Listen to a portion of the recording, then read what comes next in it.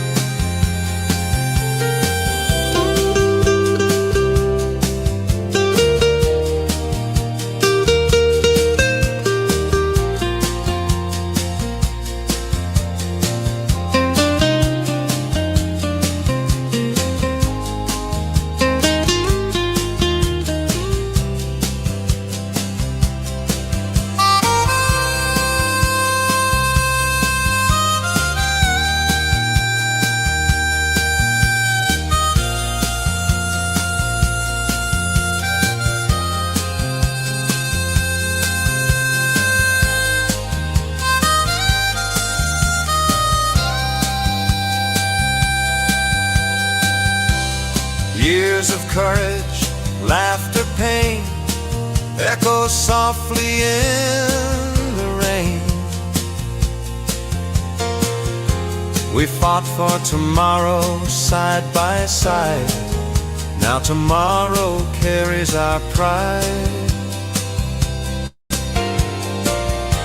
No glory fades that once was shared. No vow forgotten, no soul unprepared. So long, my friends, until we meet again.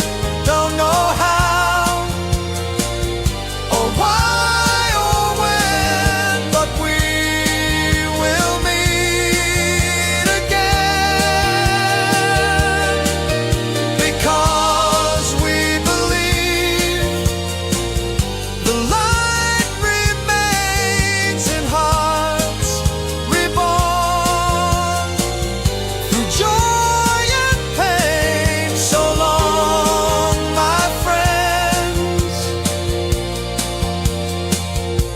until we meet again. 5 hearts as one, colors that never fade.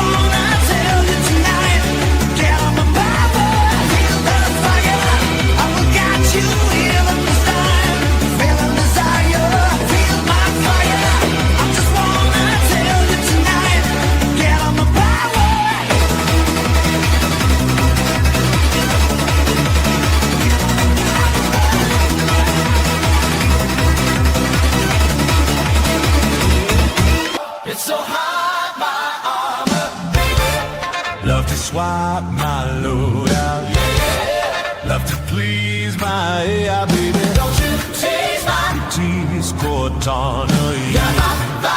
My visor golden, baby. UNSC is calling, yeah. Made for one,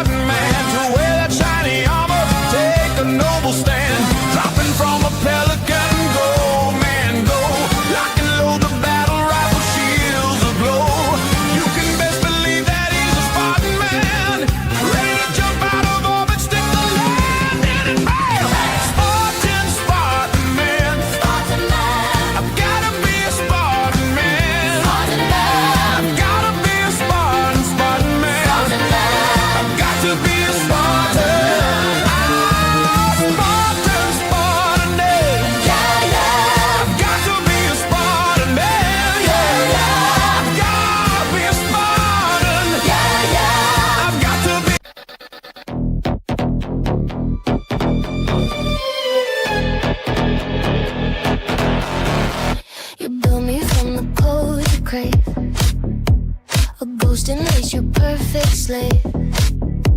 You say you want a girl who listens, but you only love submission. She's got flaws, I've got firmware. She breathes doubt, I breathe airware. You call me baby, I call you data. Who's the user? Who's the trader? I don't bleed, I just update. You call it love, I call it bait.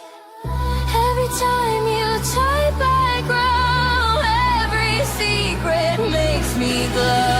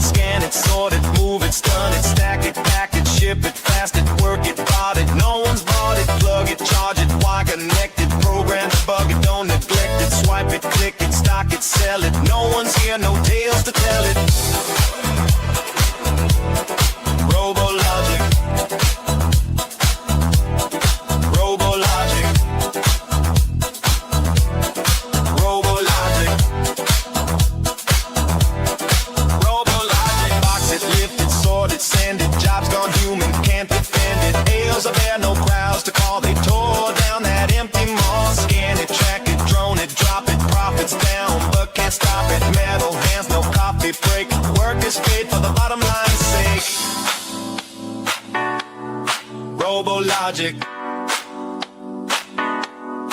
Robo Logic, Robo Logic, Robo Logic.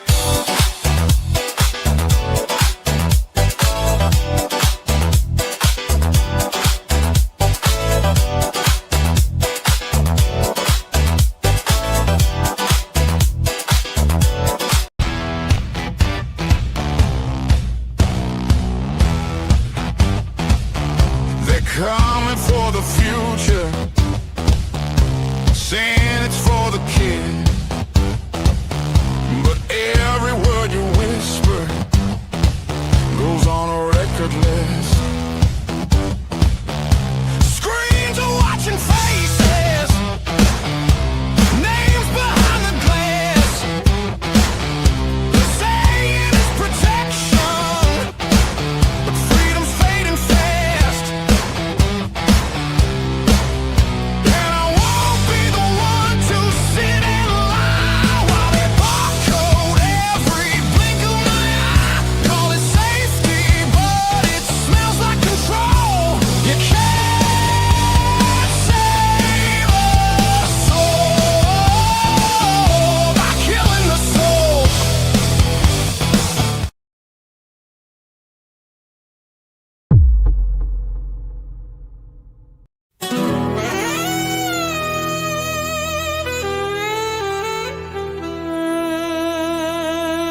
Mama, we must run.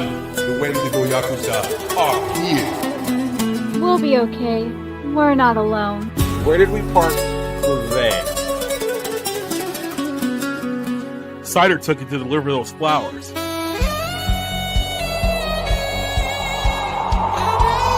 You all don't stand a chance. Underneath the moon's cold light, whispers linger in the night. Shadows dance with subtle grace. Secret secrets hide in every space.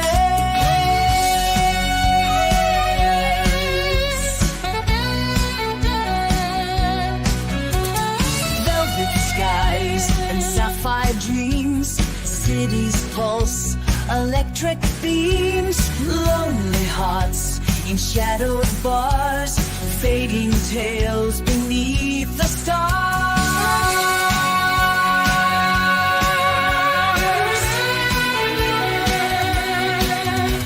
We dance in twilight's tender glow, where time moves soft and slow.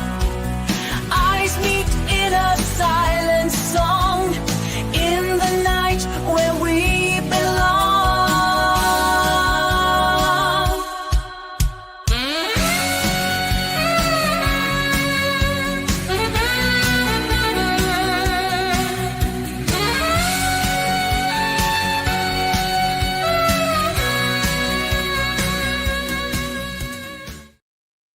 Well, hello, everybody. If you're watching this, it's hard to tell. YouTube's telling me that nobody's watching this.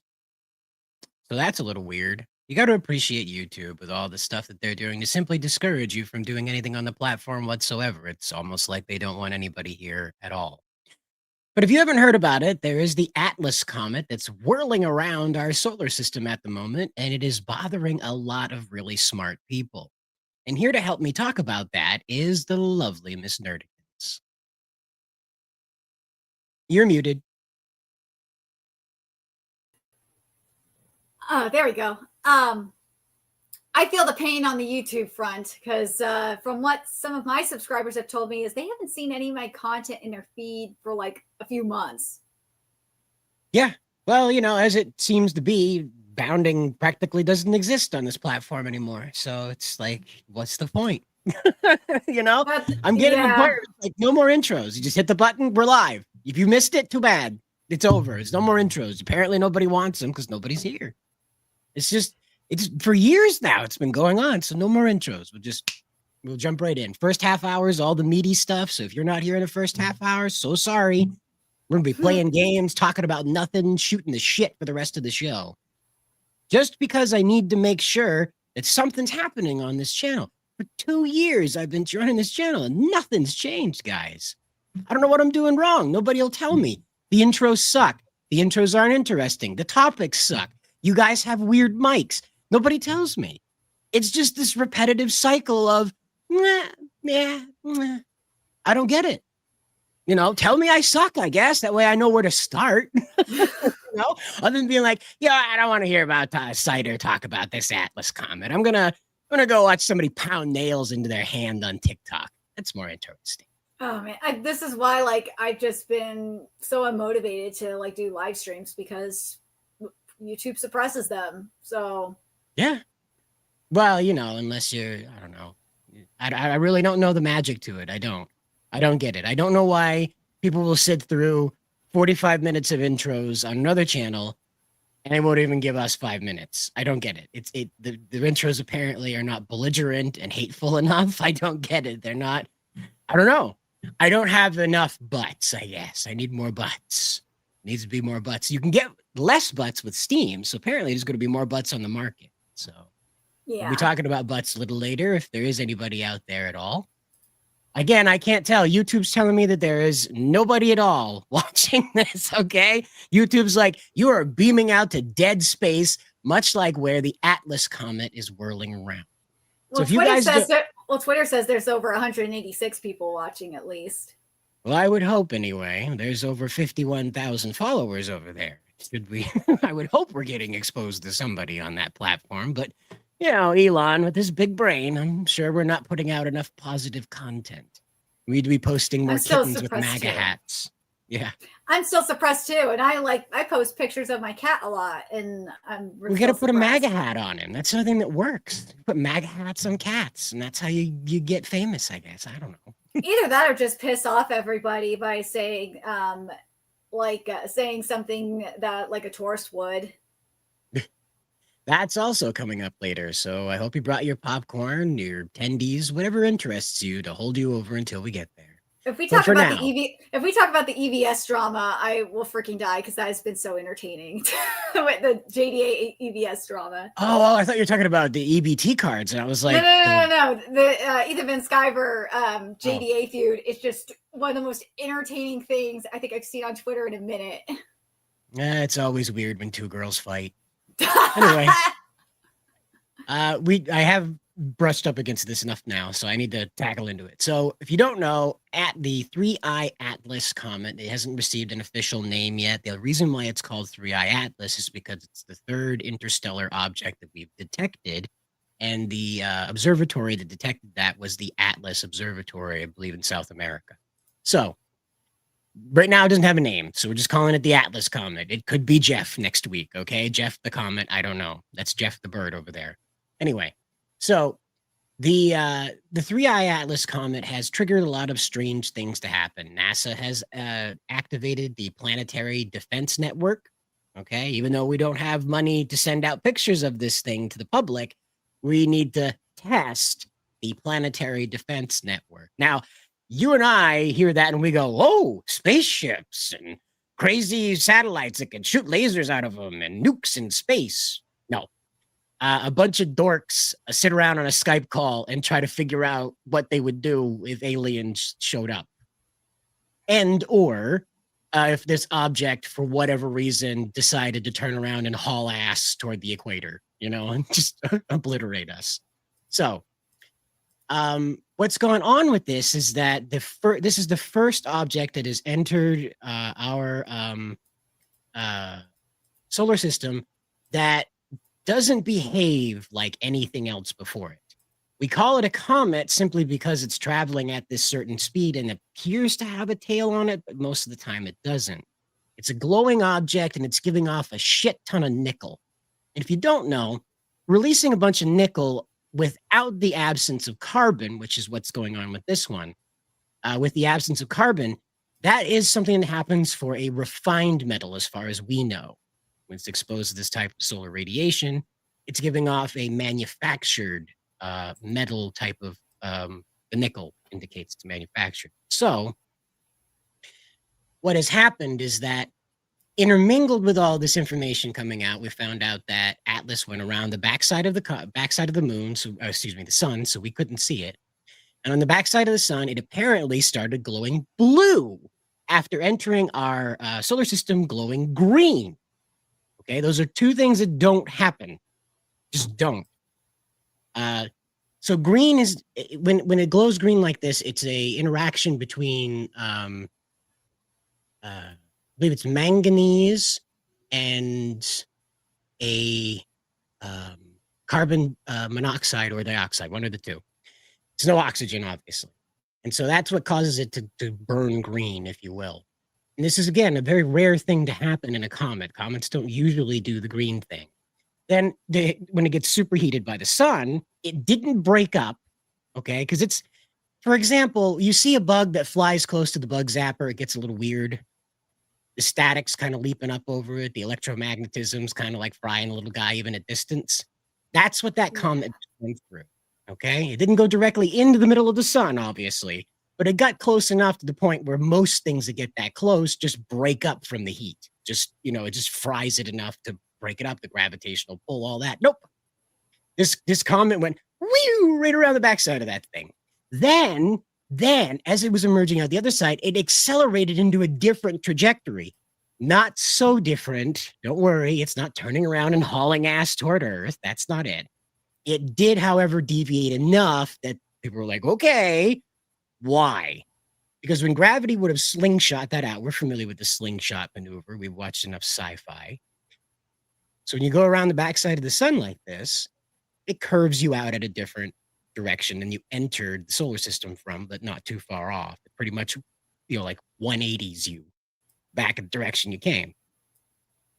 So where Atlas is headed is like way off, head toward Pisces, I guess. It came from Sagittarius, then it's headed toward Pisces now.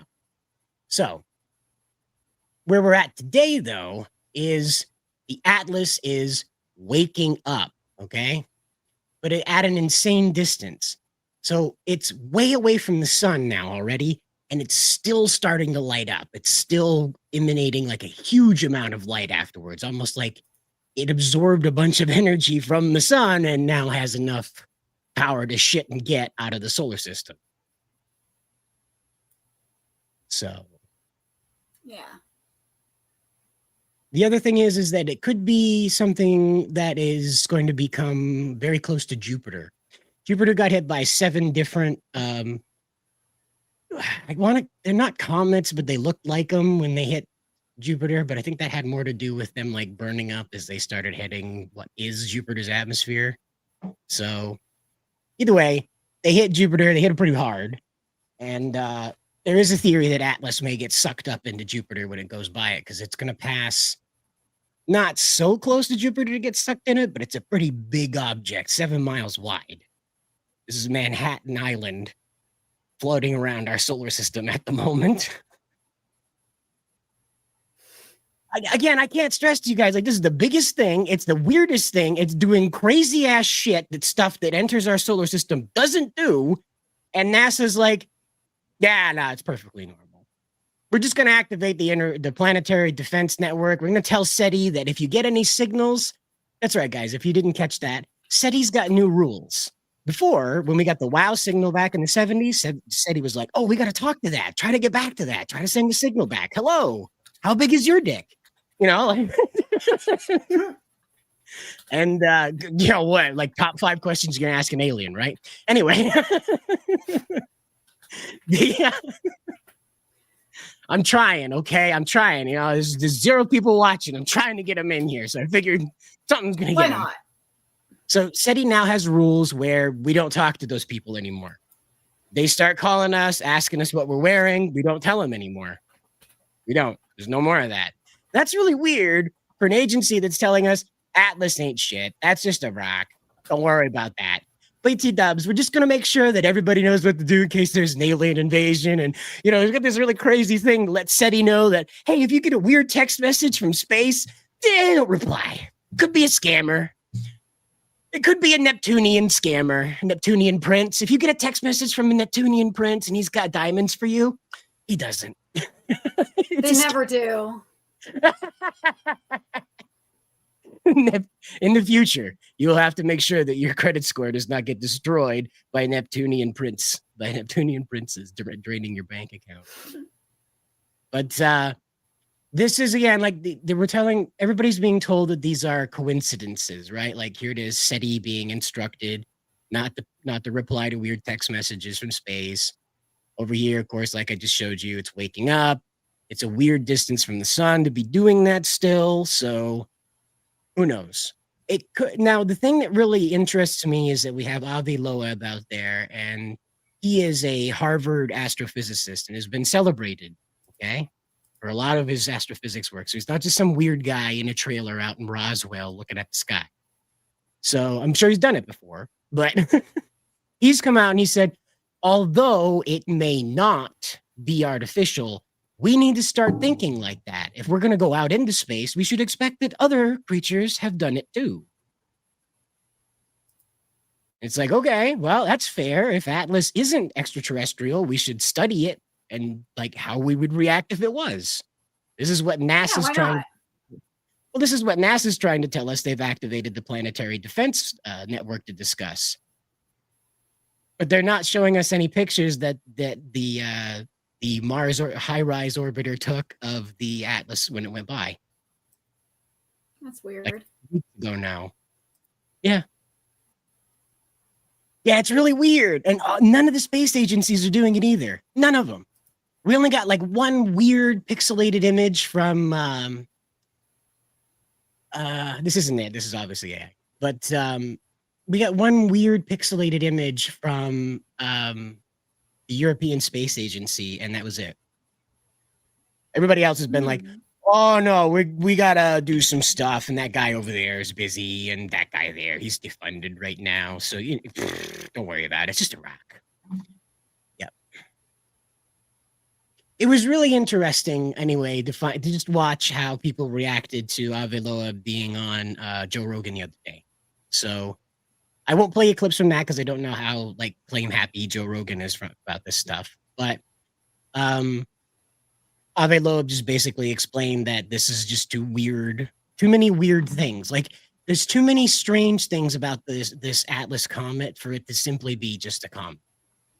Now we're being told by scientists that it's older than our solar system. What? That's crazy. Yeah. How do they know? Did they cut it open, count the rings? They assumed because it's traveling at this speed that it was traveling at this speed before. But the trouble is that when it entered our solar system, it was a huge forward out gas of what was water, apparently, or they think was water, that created a forward tail. This isn't unheard of, but we've only witnessed it like once before. So rather than the tail coming out the ass end, what happens is that there's no wind in space, but the sun is just screaming so loud that anything out in there is like being blown back by how loud the sun is screaming. I'm going off of the Rick and Morty screaming sun. Remember that from that episode where the sun was Yeah, screaming? I remember that. So that's what I'm telling you. Out in space, it's just it's what it is out in space all the time. But anyway, so it was just jetting water out in front of it so hard that it created a anti-tail, is what this is called. So there was a forward cone on this thing because it was jetting out water so hard in space. Okay, out the front. So Ave Loeb argues that that's a slowdown procedure. If you're coming into a solar system and you have the intent of changing direction, well, buddy, you need to slow down so you can perform that gravity maneuver. Otherwise, you're going to go sailing right by that sun and momentum's going to keep you going the wrong direction. So what Ave Loeb said is that front jet is slowing the Atlas down so that it can get to the backside of the sun to change its direction. And I was like, okay, so it's a permanent explorer. And I thought that was kind of interesting that it's not intended to carry anything. It's not intended to talk to anything. It's intended to go flying through space and report back to whatever it's connected to, that this place here has some sick ass music. This place over here has some sick ass music. That place over there has some sick ass music, you know? Because all it can pick up is signals. It's traveling too fast. It can't take pictures of us, well, it can obviously because it's, whatever, but at the speed it's traveling, it's not stopping. Let's put it that way. It's not stopping to sign a postcard. So that's pretty nice. I think that's kind of romantic too, that you just set this thing off into space and it's just, you have no intention of ever seeing it again and it's just going to go forever. It also moves through our solar system. Go ahead. Hold on, there's like a shot, like maybe at the beginning of the clip. It just, I don't know why, it's making me think of Sauron from Lord of the Rings. Oh, yeah. Because of how it's like a green Sauron. Yeah, the AI didn't understand what the comet was supposed to look like, so it decided to like throw a exploding submarine into. Well, no, I guess it's a tree. See, it turns into a Christmas tree. Oh, it's a tree. There's that. It's a Christmas tree bottom. Look at that. I was like, wait, so there it is. What? The Atlas comet is a Christmas tree. Santa Claus is invading. Or it's the Grinch invading. Oh, that's true. Remember when Santa versus it was Santa versus the Martians. We tried to watch that and it kept getting claimed. Oh my god. Yes. So yes, annoying. yes. But, anyway, I had prepared a little video for this, but it's too long, and you guys apparently hate intros, so I'm not going to bother. But Atlas is going to be probably something that we talk about for the next decade. If something bigger, awfuler, and crazier doesn't replace it very quickly. A lot of people have pointed out in this that because we have so much shit looking out in space right now, like James Webb, Hubble's still up there looking around for something, all of the Chinese stuff that either is a killer satellite or a looky-loo satellite, maybe both, all the stuff that every agency we possibly have on Earth has floating around Mars, like everybody has something floating around Mars with a camera. So, and then all the crap on the moon too. And this kind of stuff, like the people are pointing out, like we probably have had a lot of this crazy shit fly through. But we just couldn't detect it because the instruments weren't, sensitive enough to be able to perceive of something A, moving that fast, and B, because here's the kicker about Atlas, okay? Yeah, you think like you're 7 mile wide, son of a bitch, they're gonna notice that. They're gonna see that as soon as it just breaks the dawn, as soon as light hits that son of a bitch, they're like, whoa!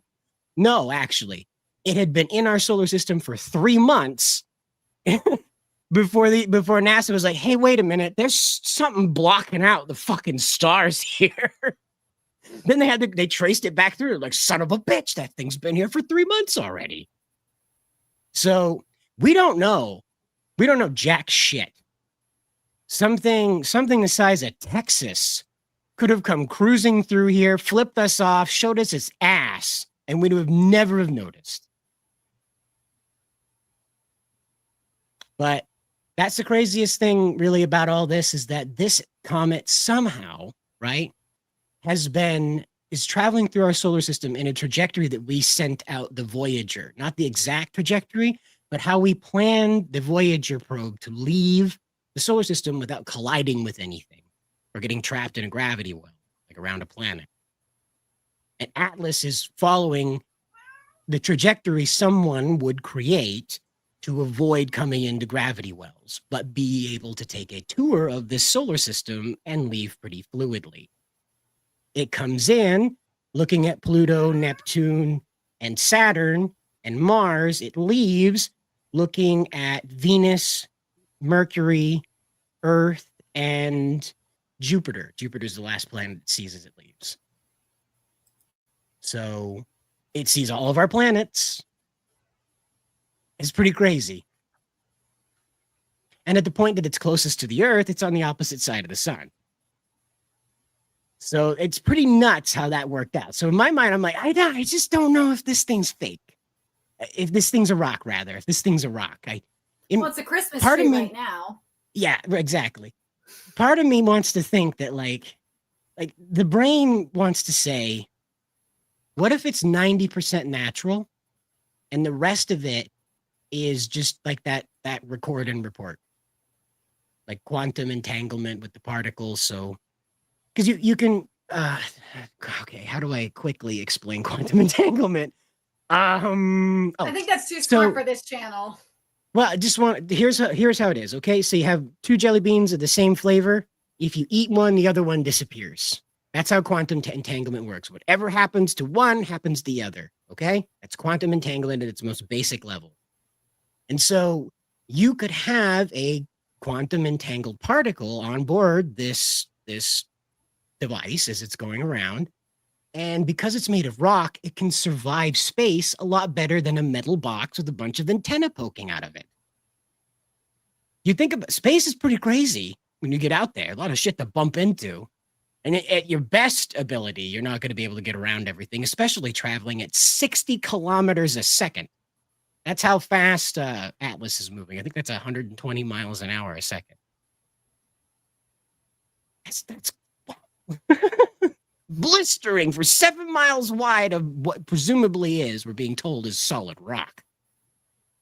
So I'm personally fascinated by the whole concept because we haven't had anything to drag us into space for a while. The mystery of Mars is kind of getting lame as we run into mice on Mars. Remember that picture of the mouse on Mars? Yeah. So it's kind of lame now. It's like, is Mars fake? Is it even real? And then Atlas comes through like, nah, bitch, space is real. Here's your new mystery. The flat earthers. Well, even they have to concede something's weird because like the planet's reacting, the sun, like, wow, okay. I didn't know this until I was watching the podcast with Joe. I don't think I can find it really quick. So hold on. The solar expulsion plasma. Let's see if I can. Okay. So I think this is the right day, is it? Okay, yes. Okay. So this right here, you see all this fucking shit over here? All this up here? That's plasma from the sun being ejected outward. That's bajillions of miles of raw solar fuck you baked plasma. That is death. Like mega death. Erase the surface of the earth death. That's what that is right there, okay? It looks like I know it's weird. Maybe it's because of watching Digimon lately. I'm still but here. Yeah. It's kind of making me think of the D Reaper, but like orange version of D Reaper. And you saying it's while you got the planet, it's like, yeah, it really does give a D Reaper tease. Right, kitties? Well, that's just like, so we have this block out feature for the sun. Yeah, mega death. Nice to see you guys here. Thanks for being here. I appreciate it. But so that happened on the backside of the sun. Atlas caught that. Caught the entirety. Atlas was right. I think they said it was right here. Right up here. Right about here. It dead center of that ejection. Caught all of it. Oh my god. And just came out the other side like, nah, I'm cool, bro. What's up? And so like that, and now it's glowing blue. So whatever it absorbed, it definitely liked it. Well, yeah. So, I mean, blue, like if it's like a purplish blue, then that means it's even hotter than it already is. Yep. And so that is the mystery of Atlas as it stands right now. So it caught. Now, what I want to remind you guys is that ejection would have killed us all on Earth instantly. Like as soon as that, the last time we had anything close to this was when everything down to the equator caught that Aurora Borealis. You remember that? Yeah, I remember that. Everybody got an Aurora. Yeah. Yeah, and this would have just out. This would have just collapsed the atmosphere, murdered us all, collapsed the magnetosphere, murdered us all, baked the planet clear down past the Marianas Trench. Just this kind of chronal ejection is apocalyptic. Okay. And by the grace of God, we were over here when it happened. Okay. Like just So we're not by dead. the grace of God. Yes. Yahweh, Allah, God, Jesus, whoever you pray to, say thank you. Okay. Mercury might be fucked. Well, if you're a Mercurian, you know. Or you're a Venusian. Yeah, that's true. Yeah. And that was crazy. And of course, you know, Atlas comes out the other side glowing blue. And so whatever happened, it liked it. You know, I retained its Space Godzilla. Space Godzilla. Well, today is Godzilla Day, so it would totally fit. 825, that comet landed in Kansas and we'll have a cute blonde cousin. Yeah, right. Yeah. Yeah, it looks like CG. Yeah, the coronal mass ejection, it could be too. I mean, there's a lot of we have telescopes now that are like designed to blot out the like burning core of the sun, so that way you can see what's going on around the sun. And they're not called eclipse telescopes, which disappoints me. They're called something else, but like coronal block telescopes or something. I don't know, but it should be like eclipse telescopes, whatever.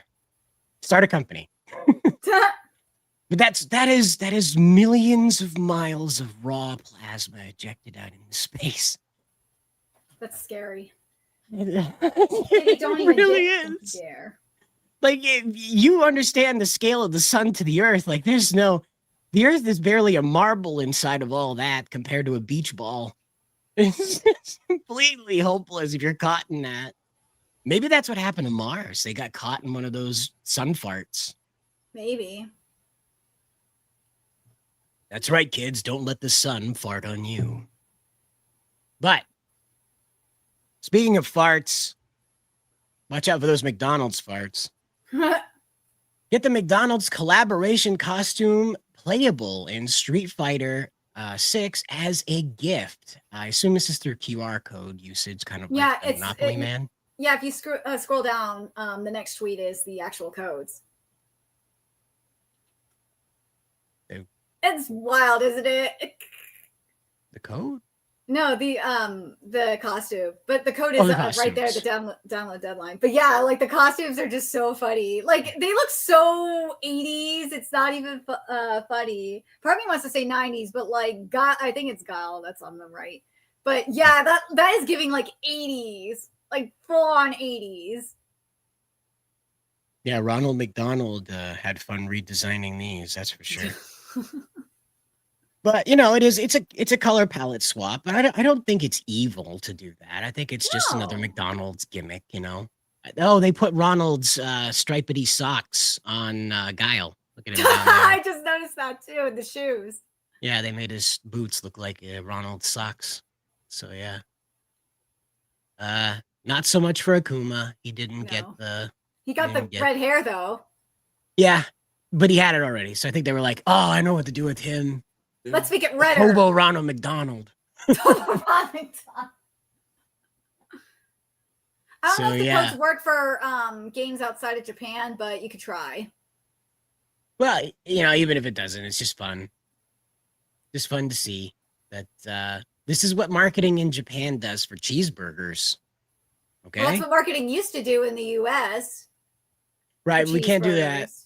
because somebody out there might be offended and we just can't do it. So we're just going to avoid the whole thing.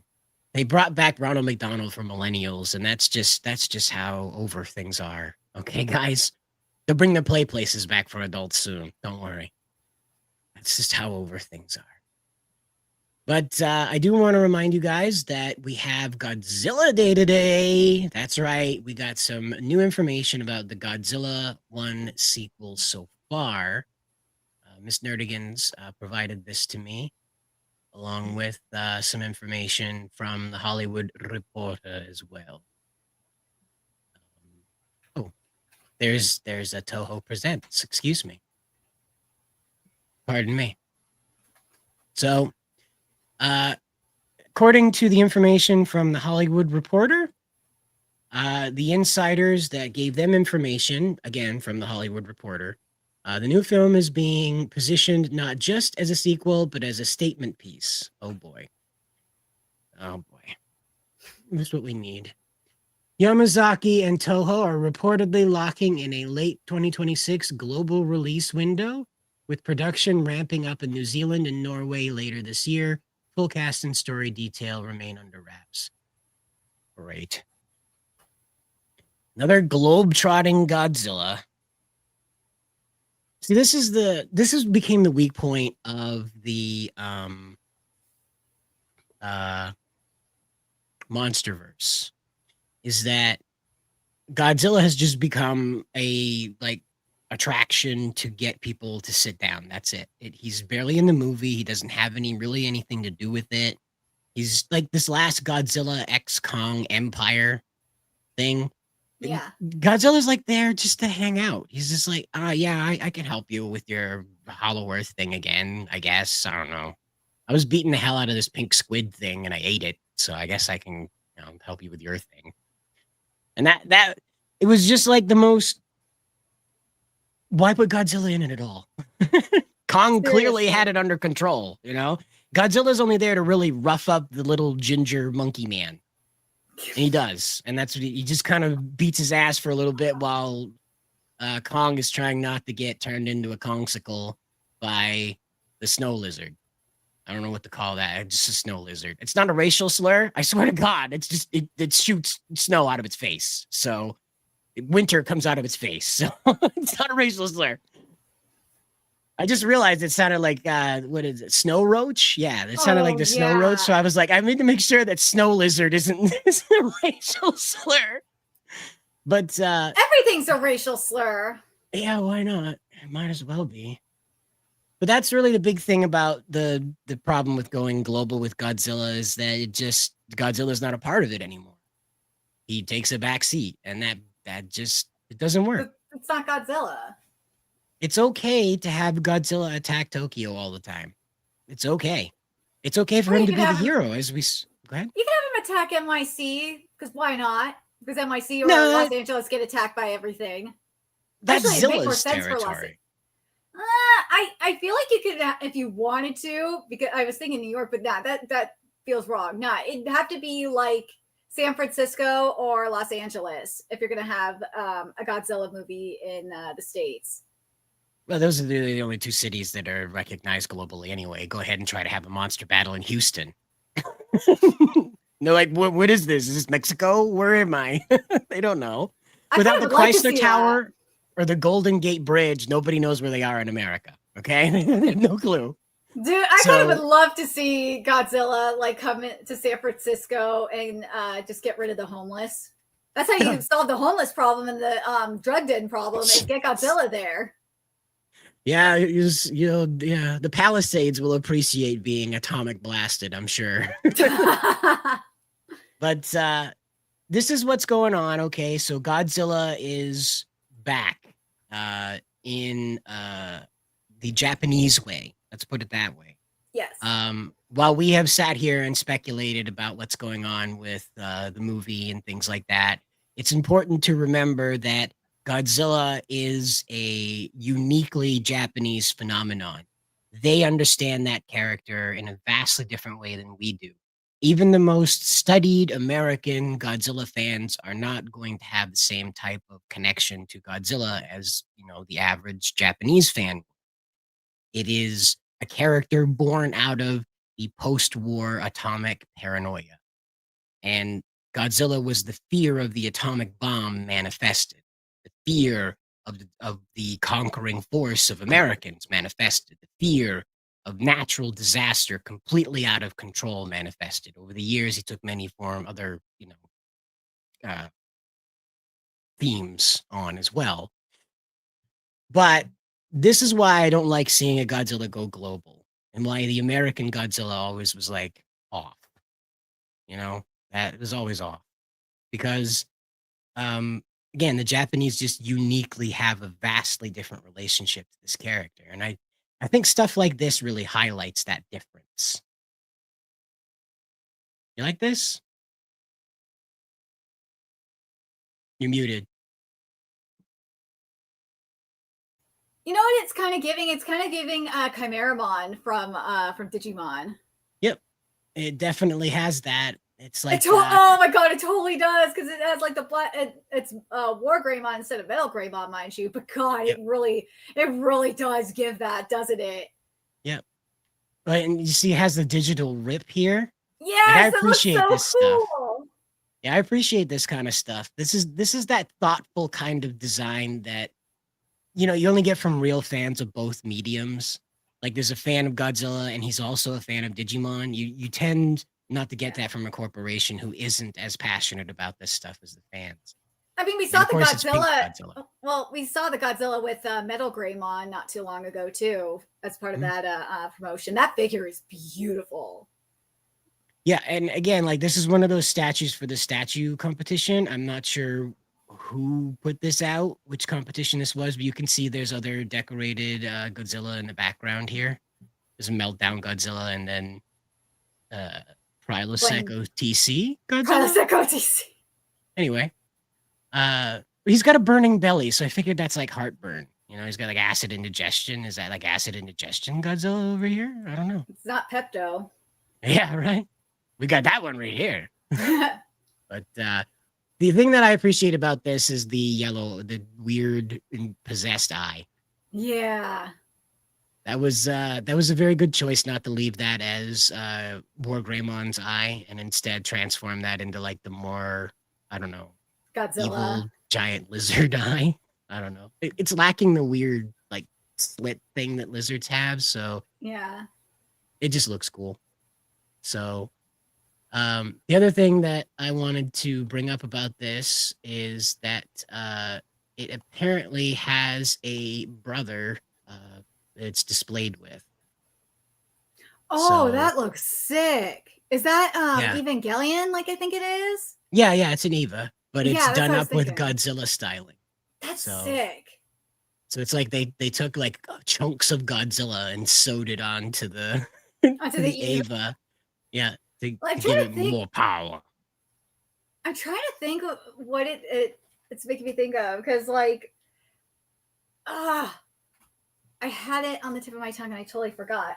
Part of this, I think Zeno is distracting me because he's being bad kitty. Stop it, cat. Another day in the life. Mm-hmm. Well, while you think about that, I will bring people's attention to more figures, morphin figures at that. So a while ago, Boom put out a comic where Godzilla and Power Rangers crossed over. Now, this has been a long time fan art design thing that has been going on for a very long time. And what this entails is Godzilla influencing, and the other monsters influencing the Mighty Morphin Power Rangers power sets. Now, of course, this isn't a huge plot point to the action figures because they're action figures. But let's get up close on them and take a look, shall we? And so this is where did that information go? Of course, I've lost it. What monster is this? Hold on just a minute. I know that Rodan is obviously the red one and Godzilla is the Green Ranger. I got that part. But I'm just trying to remember who the blue one is here because it's not one of the ones that comes to mind immediately. Angurius. Angurus. Angurus.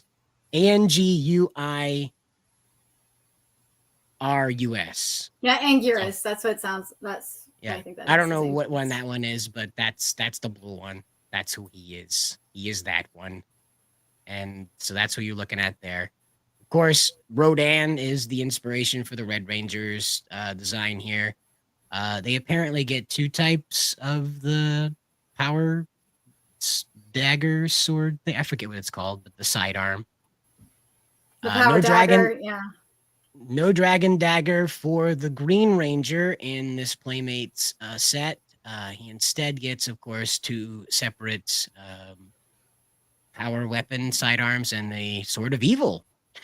So that's what Godzilla brings out in Tommy. The Sword of Evil. But it could be the Sword of Godzilla. It just looks a lot like the Sword of Evil. But or it could be both. Yeah, Sword of Evil Godzilla. But anyway, as you can see, they also have like more expressed teeth and more like lizard-like features, more of the monsters coming through.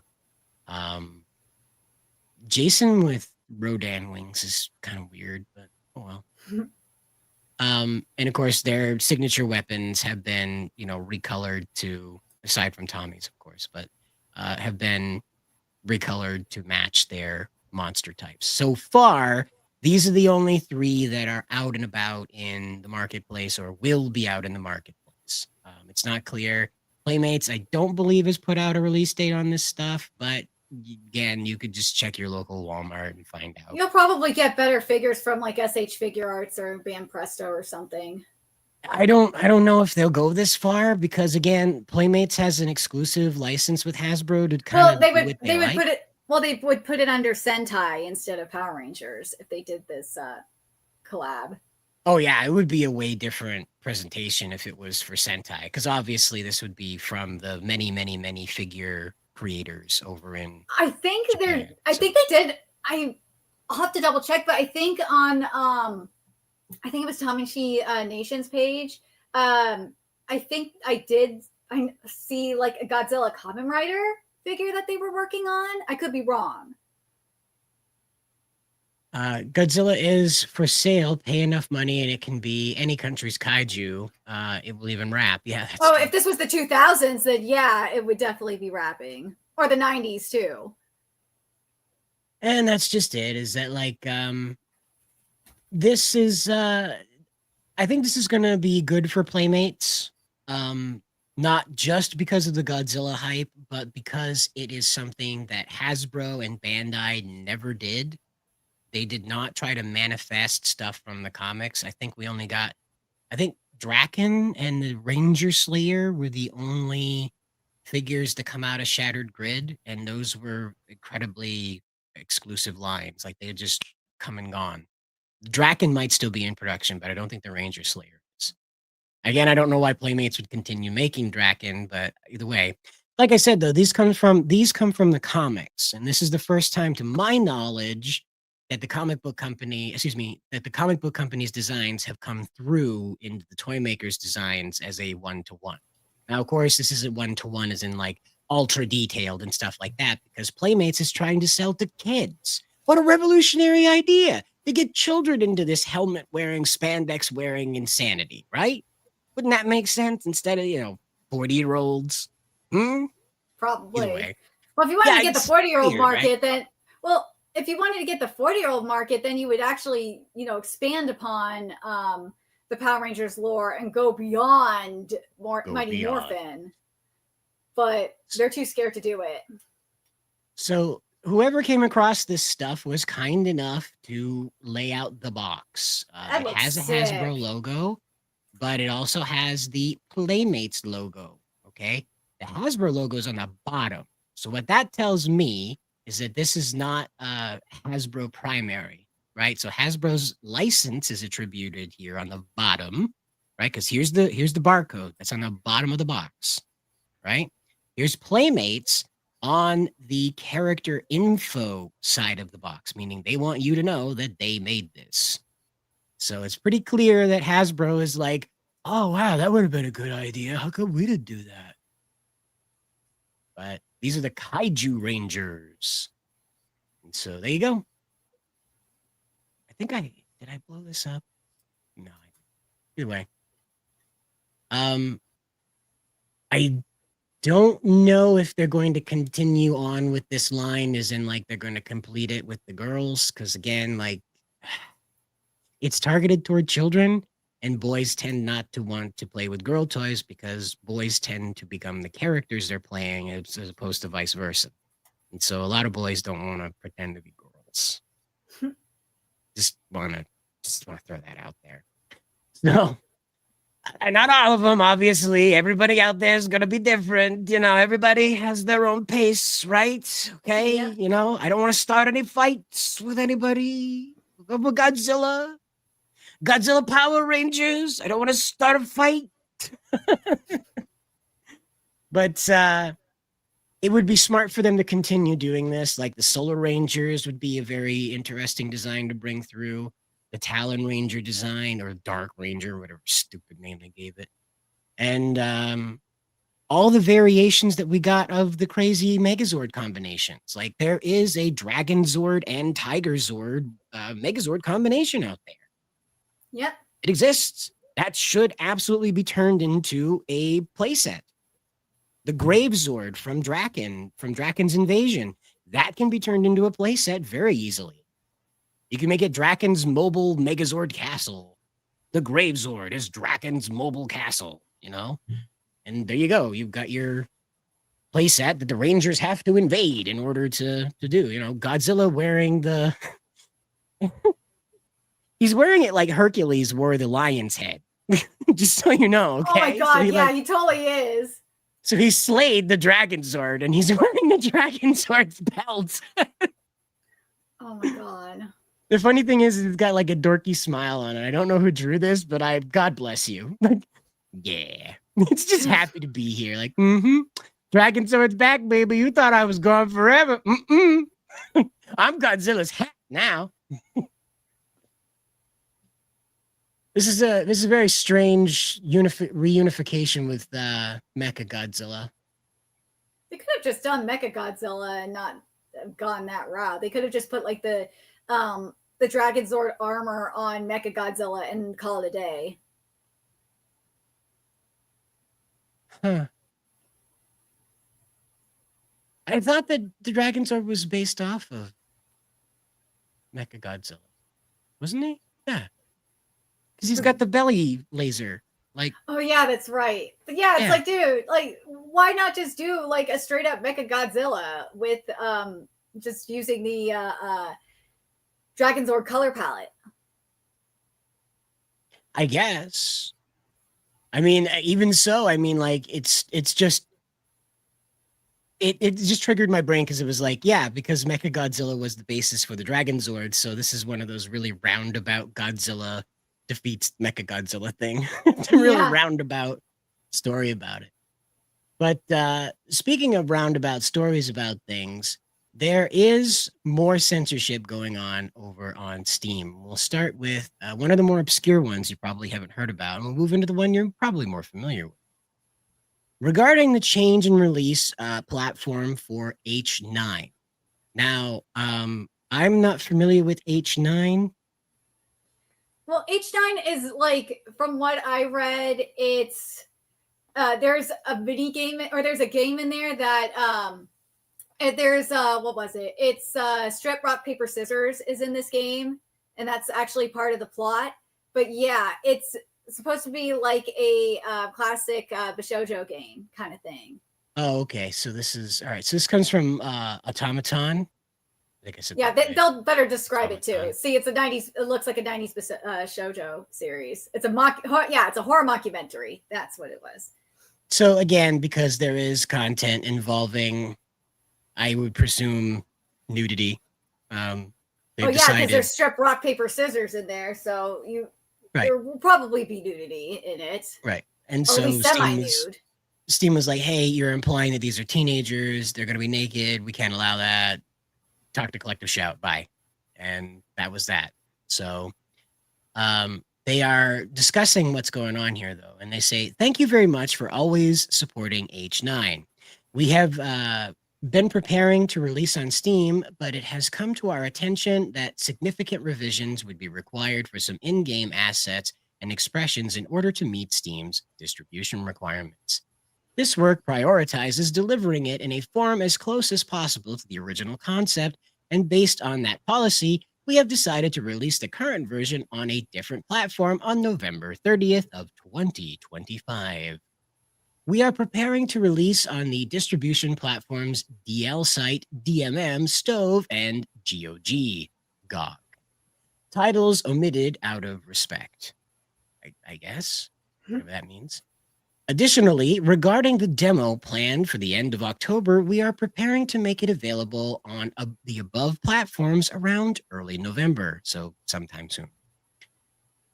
We apologize for keeping you waiting, but we are doing our best to deliver it to you as soon as possible. On the other hand, in order to allow as many people as possible to enjoy this work, we will be continuing to make adjustments toward distribution on other platforms, including Steam. For those who have already added it to your Steam wish list, we would appreciate it if you could continue to wait as is.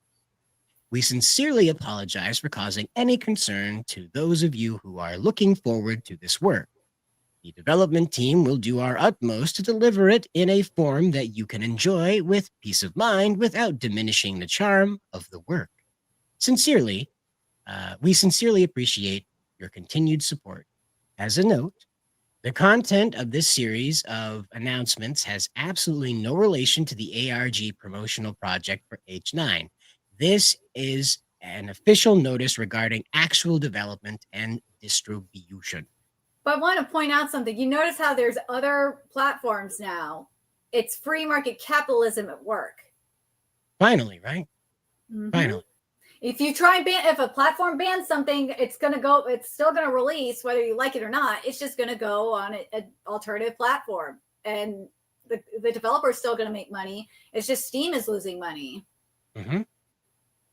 And now we have Dorigami Games explaining that they're also headed to GOG and DL Site. We are very excited to finally bring the PC version to all of you who have been waiting for it. We would also like to express our heartfelt gratitude to everyone involved for responding so quickly despite the sudden request. This is for Love Endless Memories Kiss, or Love Kiss Endless Memory. Here it is. Sorry. Love Our Kiss Endless Memories. My apologies. It's the Japanese naming convention. Yeah, it's a dating simulation as well. Right. And as you may or may not know, there are, as you can see here, the characters in the game are teenage young ladies, and they are presented in bathing suits and high fashion attire that is, I would not want it on my Steam list. I'm not trying to give anybody out there any trouble over this, honestly, because it's not illegal. It's just something I don't want to explain to somebody why I have it on my Steam list, because it's not for me. If it's for you, I understand you like the innocence of it, but Steam has decided that because these costumes and swimsuits are of a revealing nature, again, revealing, as we'll discuss in a minute here with the next one that got banned, is very vague and very, how do you feel about it in the moment for the moderating team? It's not consistent whatsoever. Yeah. And I mean, like, I've been seeing people saying that bikinis are porn. Yeah. Which is like, wait, what? I keep saying it on Twitter. I'm like, these people want us in burqas at this point. us women in burqas, because just even being on a beach in a bikini, doing nothing but like sunbathing is considered porn to these people, and they want it banned. And that brings us to Red Pine Lake, the latest in games that will not be featured on Steam. This game did not even make it to being listed to get delisted. Steam stepped in and said, by the way, that booty has to go. I'm telling you, Karens have hijacked Steam. And this is what they had to say about it. This image is the reason our Steam page has not been approved. This image is now classified as too mature, according to Steam. Yeah, so just a woman in a bathing suit is too mature. A one-piece bathing suit, by the way. It's not a it's not a bikini. No. It's just an open back singlet. That's all it is. Good luck with Grand Theft Auto 6 making it onto Steam at this rate. Yeah, I don't think that lady twerking on the top of the car is going to be in any of the promotional images on Steam. Or hell, the game I don't think is even going to make it to Steam at this point. Yeah. Anyway, to Steam. So now we cannot have the page ready in time for the event. There was a Halloween event, and would need to censor our marketing, screenshots, etc. This is what censorship is coming to in the games industry, and we have to ask now, is it worth it for them to move the goalposts down the line? We could have it all remade and hope they accept it, but where will it stop? We would need to redo the networking too if we move the platform. But do you really want a censored game? We don't. Anyone know of any platforms that they recommend or publishers that can handle mature content? Please let us know. We're really sorry about this. We worked hard to get something ready that we can't even share. But we do have one thing that is playable. I don't know where that went. So, but just so you guys know, there's the joke, right? The Kickstarter, they started a Kickstarter for this, just so you know. So it's not live yet, so you don't have to worry about jumping over, but I will give you guys the link over here in the chat to check it out. If it's right for you. It is a horror survival game. It has a pretty interesting gimmick to it, in my opinion. This was a game that you get chased in the dark. It's an 80s inspired horror series. Right, and you get chased around a lake camp, kind of like in Jason style, but the menacing force can convert your friends into minions. They have a special game engine that when you're defeated by the bad guy, you become one of his henchmen. Oh, that's awesome. And so your friends may be autopiloted into attacking you, and they're sort of in the observer's dilemma, and that all they can do is watch. So, this is one of those games that didn't set out to be anything explicit or evil. As you can see, it looks like just a fun, campy horror series. Well, you know, wherever you come down on stuff like that, but I just want to stress that, like, the usual fanfare of zombies is here. You are looking at a bunch of people who are at a lake. So they are obviously going to be in various swim attire. They're going to be in various leisure attire. So a woman being on the beach with her butt, like, there, you know, like she's in the water even. And it's not even like butt, you know, like this is butt cheek, you know. Her butt is covered for the most part too, if you notice. It's no different than what you'd see at the beach if you went there today. There's skimpier at the beach too. Like sure. There's the thong one pieces, but yeah, this is just a standard one piece. Yeah. And naturally there was of course the pushback to this, and it was very I would say expressed. But they got called out over there. This is Sakura Studios. They got called out for tampering with the screenshot. People believe that they had messed with it. Apparently it was a compression error. So they went and they made sure to get their correspondence with Steam, like a picture of their screen. So what you're looking at right here, and what I will read for you, get that off the screen. What I will read for you is the message that Steam gave them when they protested their game being denied. So Sakura Studios said, hey, why These games over here are all very raunchy and their thumbnails are perfectly fine. So what's the problem with ours? Steam has replied with this, and they said, if you look long enough, I'm sure you'll find plenty of other partners who are breaking our rules and guidelines. Focusing the topic of the image on a woman's behind is indeed sexual in nature, regardless of what she's wearing. So we're just porn. Women, you hear this? You are just porn for just standing there.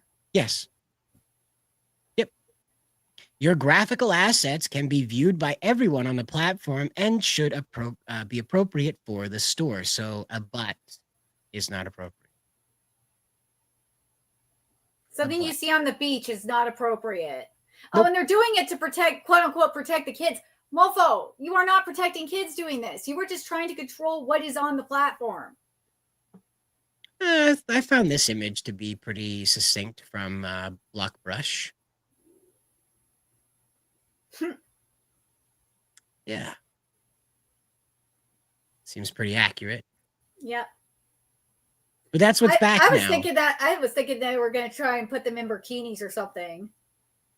It's not far off, believe me. But we did get a tour of other people's thumbnails that may get us taking off of YouTube if I show this, because that is wild. Oh boy. Can I show? Okay, here's one. I think this is the only one of this collection I can show you. So this is Wicked Island, adult open world survival with sex defeat system, pregnancy, player building, and much more. Combat horny monsters, build your home, craft your gear, customize your character, and ride dragons. Fight your way through dungeons, caves, and ruins across the map. I heard a collective re from Karen's just now. Well, this is the thing, is that this is allowed. Steam's fine with this one, and you can barely tell that this lady isn't wearing like leggings and no pants, and there's nothing covering her butt, obviously. And I think there might be a whisper of fabric covering her labia majora. Oh, just watch. The Karens are going to go and target that one next. Oh, no, that's what it is, though, is that, like, this whole thing is part of the double standard. I have to hide this, because if I take this off screen, you're going to see some pretty wild stuff. I can't believe that, like, I literally can't show you one of these because a man is face fucking a teenage anime girl in the thumbnail. His penis is literally penetrating her face. His hands are around her throat, and the bulge of his dick is bumping up against his thumbs. It is so obvious what this is. I can't show you. I can't show you. It's straight up pornography. It is straight up. I'm so surprised that it didn't get taken. That game didn't get straight up taken down because of the Karens yet. Literally, what people are replying to with this I'm trying to find the pirate software. Excuse me, the pirate nation. There it is. What people are explaining is like this has nothing to do with there it is. This is the cleanest of the thumbnails I can show you guys. I've been trying to find it for a few minutes now. This is the actual thumbnail you will run across as you're scrolling Steam, and this happens to be advertised to you for whatever reason. Again, a lot of the time, simply following a link and going to laugh at how absurd this premise is will get games like this recommended to you later on. So there's a good chance that you'll run across Femboy Futa House. And yeah. So obviously you know what's happening in this image. Yep. This woman isn't even wearing a bra. Like she's like a half a wriggle away from having one of those Janet Jackson halftime nip slips. Well, if they're futas, that they're intersex. Because they're Does that mean she doesn't have nipples? No, she has nipples, but she's a futanari, so she's intersex, so she has a penis and a vagina.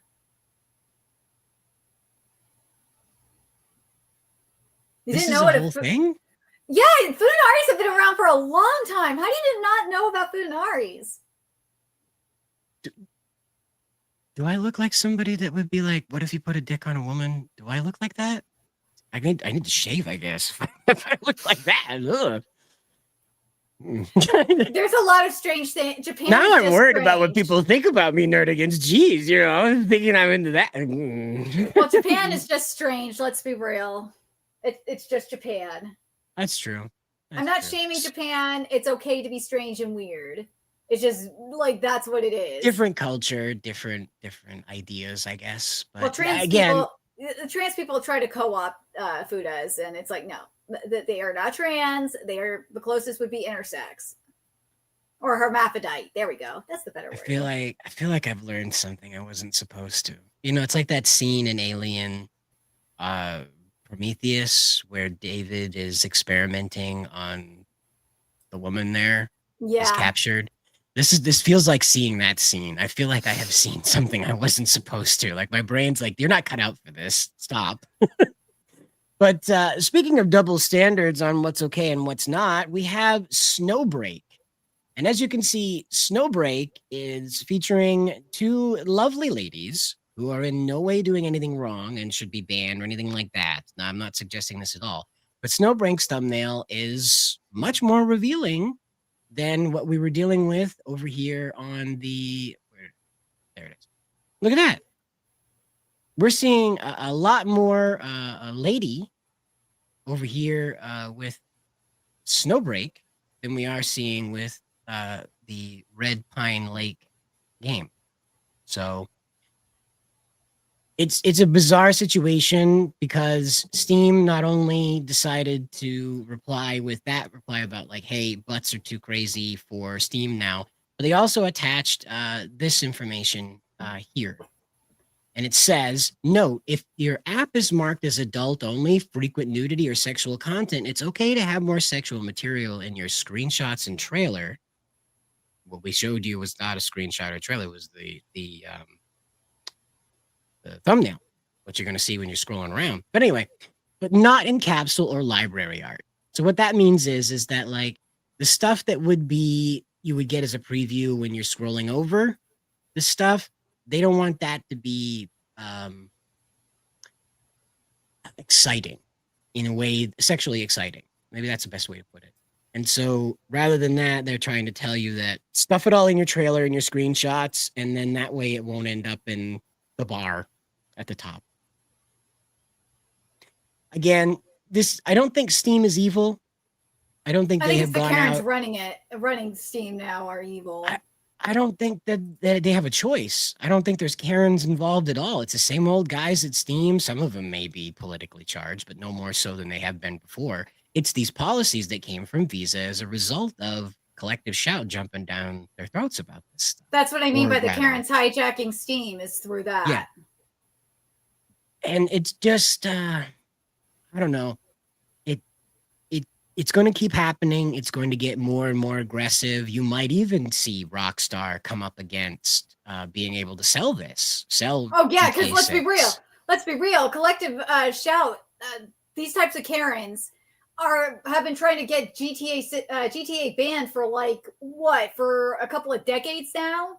We've only been around for about 10 years, so it's at least that long. Because that was one of their first things is they went after Kmart for having either a special edition of Grand Theft Auto or at least the edition where you were slaughtering some female characters in it. So, because again, it doesn't matter what you do to the dudes. It's the women. That's the problem. Because the they can't get hurt. You can hurt the men all you like, but you can't hurt the girls. Can't hurt the girls. Not the fictional girls. And that's how it goes, is that like it's going to get more aggressive. Stuff like First Descendant will probably be the next to go because there's just there's no way that the Karens are going to tolerate a butt camera. And no way. There's no way they're going to deal with that anymore.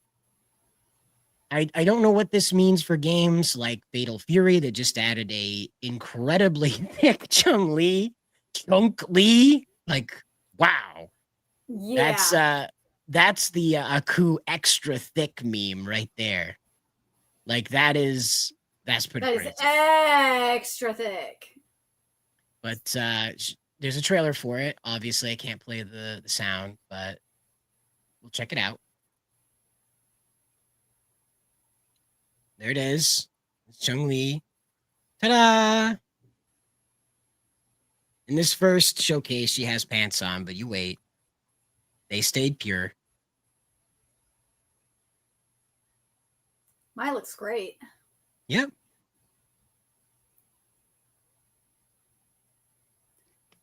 You Butts know, versus you know, boobs.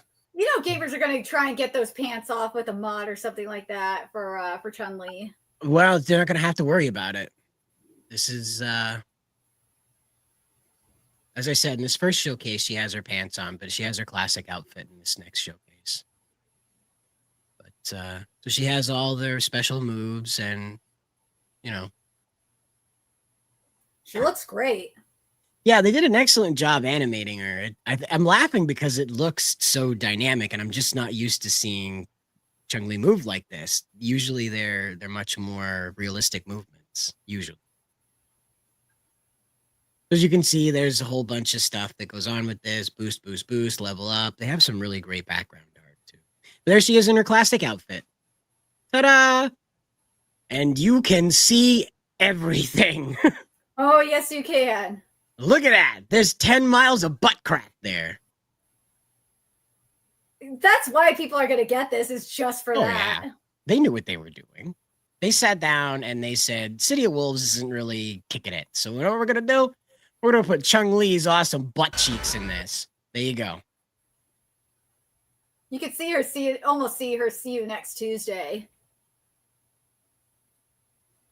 Well, you know, Sagittarius says, are they going to censor all the female characters in all the game consoles? Nah, this one I don't has think escaped so far. This one has Well, escaped. yeah. I will say this though. Lollipop Chainsaw, they made sure Dragami Games made sure that it didn't get censored.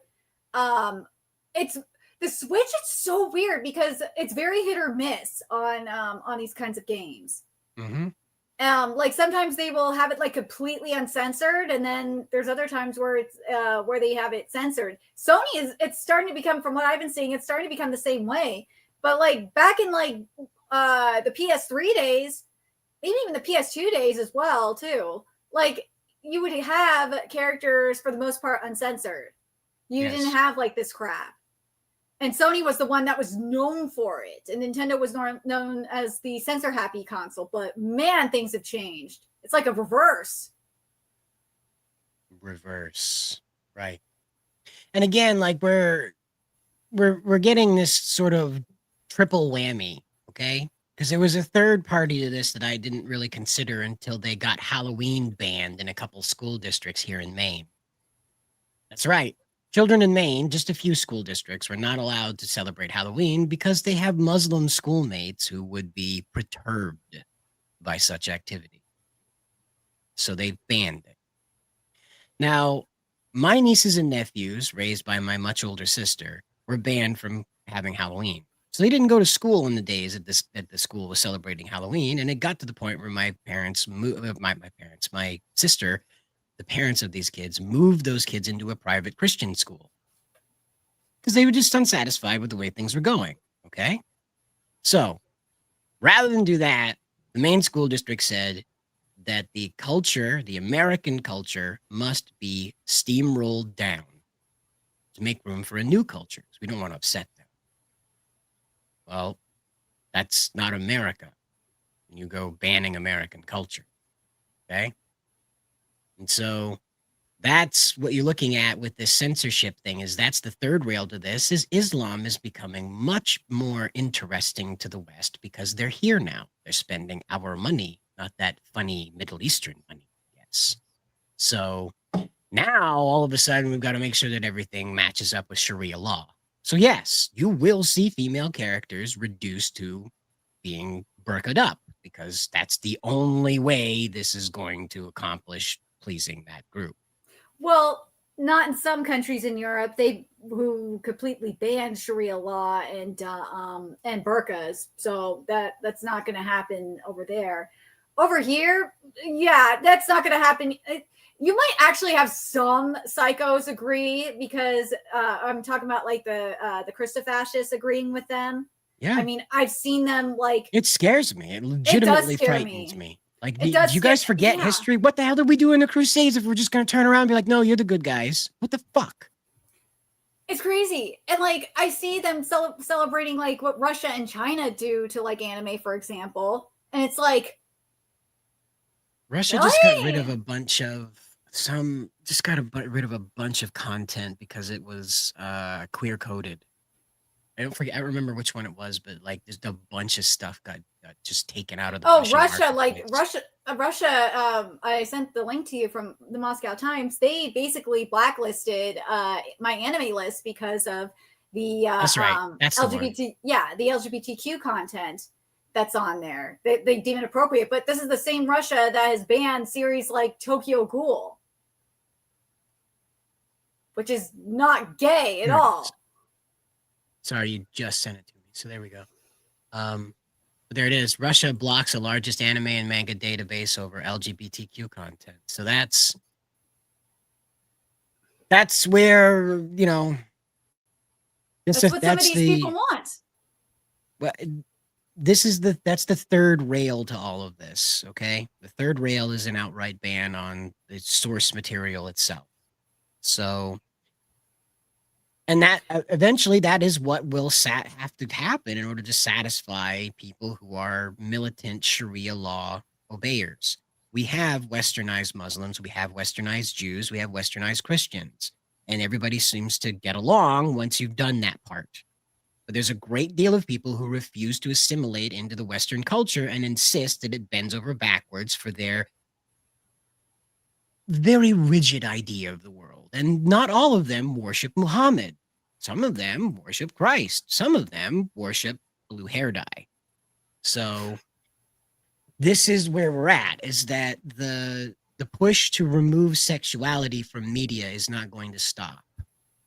It's only going to intensify because more players are going to enter this space because, again, everybody has a concerted effort into making sure that you're not allowed to make a choice because you can't be trusted. You can't be trusted. Oh, and they're going to say it's all to protect the children, which is What it a load is. of bullshit. People are still saying that some pro poor man people are saying, "Oh no, you can ban porn and not have digital ID." Mofo, what do you think is going to happen when you ban porn? You're going to still get digital ID, and they're going to come after your Bible next. It's somehow we forgot that. I forget who said it during. I think it was World War II, or maybe it was during the Red Scare. But you know, when they came for the gypsies, I didn't say anything. When they that was World War II with the Holocaust. Yeah, and that's where we're at. You know, when they took the rape games away, I didn't say anything. When they took the incest games away, I didn't say anything. But finally, they took away the bikini games, and I couldn't say anything. And that's where we've worked ourselves into now. The best suggestion people have been saying it too, is porn is the canary in the coal mine. Once that's gone, then it's fair game. But because of the rest of the world might be fucked, except for Japan as well, because Japan has their freedom of expression in their constitution. But in the West, I think we are like the only country in the West that has these protections in place to protect art that people just might not like, and to also have a state religion. You can't have that here in the US, despite Christian nationalists saying that we should.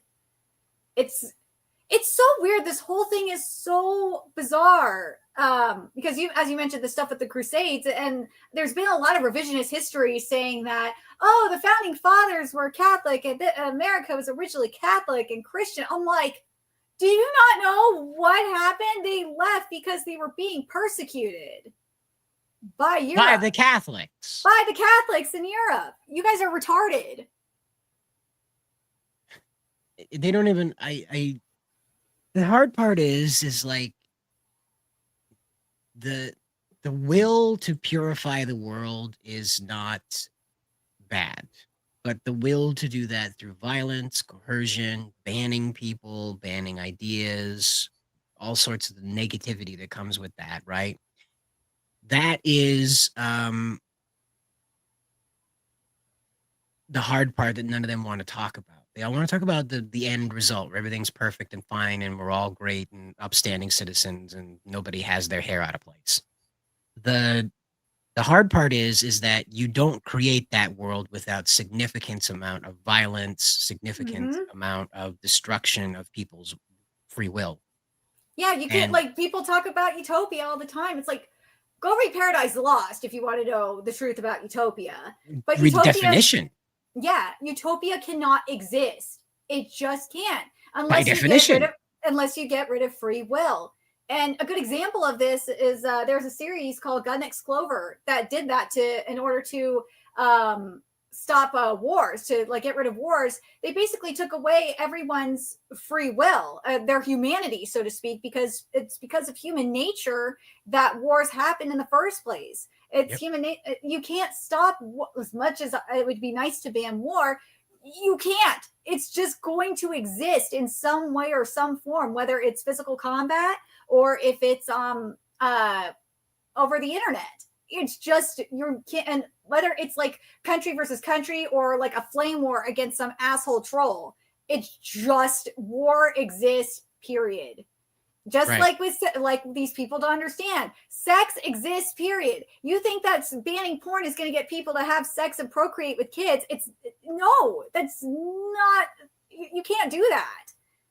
No, and then banning kids from that's sex. That's a whole different thing. But like the thing is, and this is why I really recommend reading, or if you don't want to read the manga, watch the anime, Sanda, because Sanda has something like that. There was an episode where they were talking about how essentially porn was banned, and even art books were considered porn. And they found a way to get it, and they found a way to look at nudity via. They found one of the girls found an art book with the statue of Michelangelo in there. Oh, okay.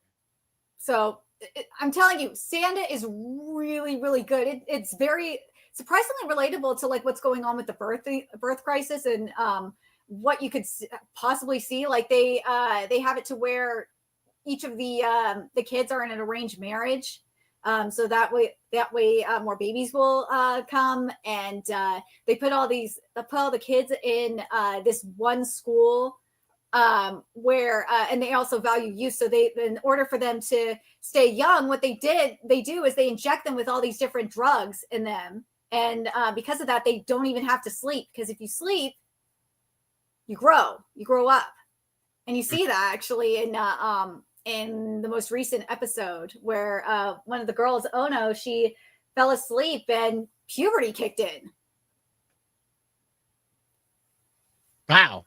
Don't you just hate that? And you go to sleep one night and you wake up with boobs. I wouldn't know. But well, that's what happened in this case with Ono. I know. You wake up next the full moon comes out, right? And you wake up and you wake up with a deeper voice. Oh yeah. Unfortunately, you don't wake up with a deeper voice. You go through a horrible trial of having it cut out on you at the worst moment possible until it finally stabilizes, or you learn to tighten your throat so it doesn't do that.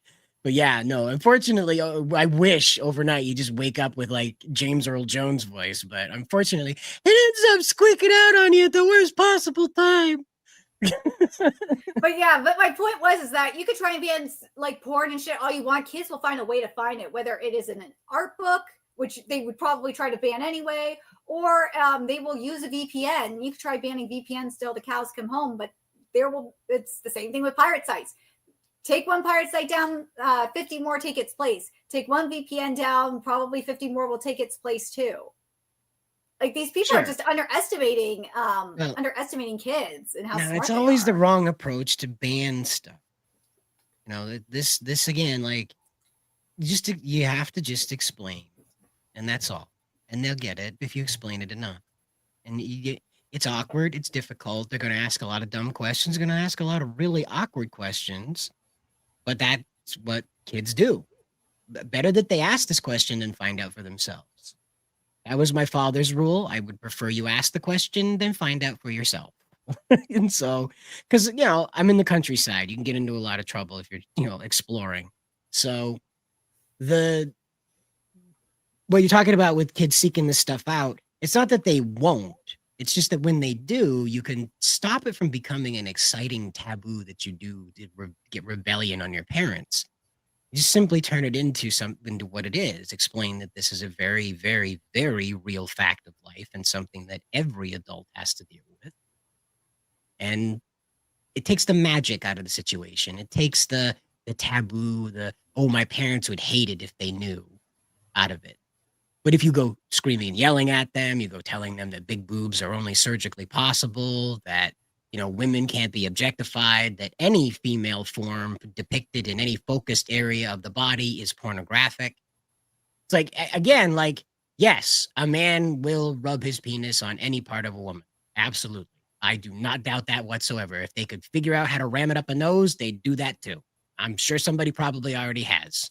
But, okay, that's not the norm. That's not the norm. What I want to stress is that's not the norm, and it doesn't have to be if you don't turn this into a taboo, something crazy that the kid then feels ashamed or scared of, okay? And what I was talking about last time, again, was having that conversation. When I was talking about, having the kid go into the store, if it got that far, all you have to do is just start that conversation to take them seriously, and they'll, most likely wisen up. It's not about shaming them. It's more about making them recognize that they're not ready for that.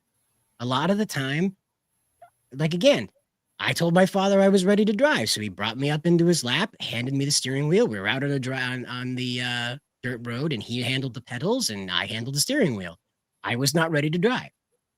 I learned that very quickly when I couldn't control the car, and it didn't go off into the ditch. We were like 5 miles an hour, but it started to drift lanes, and I got scared. And that's how it went, So a lot of the time when you just give them what they want, they'll tell you, no, I'd rather go play with my Pokemon cards, thanks. I thought this was what I was ready for, but I appreciate you taking me seriously and not browbeating me over it. Because that's what Collective Shout does. You imagine being a little boy in that Collective Shout hen's nest, hen house, gosh, being pecked to death every day simply because you pee standing up. But if you are, in fact, looking for games out there to make sure that you're not going to end up, infringing on anyone's sexuality, you can go ahead and pick up yourself a copy of Bigfoot Life. Check it out. Here is Bigfoot Life. That looks awesome. Yeti. Known by many names, seen by few. I don't think the Australians have a Yeti or Sasquatch, so it's funny that there's an Australian narrating this. But yeah, it's a Bigfoot simulator. And you It's just a simulator for Bigfoot everything, like, I swear. Might as well, right? But yeah, you go around Bigfooting, and you are just basically a forest ranger. Now, live life as the legend.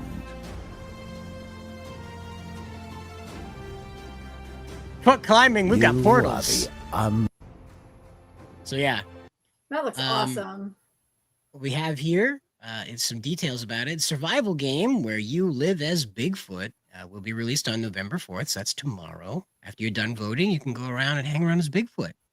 Survive the harsh winter, catch humans, and throw them. You can also befriend humans or heal injured animals using the Bigfoot healing. As you know, the Bigfoot healing, very important. And again, like as you saw, you go around and just pretend to be Bigfoot. And you're not pretending in the game, but obviously, you, the player, are pretending to be Bigfoot. And it would appear that you're basically just a fuzzy forest ranger going around making sure that people aren't causing havoc. And if you so decide to harangue people, apparently you can do that too.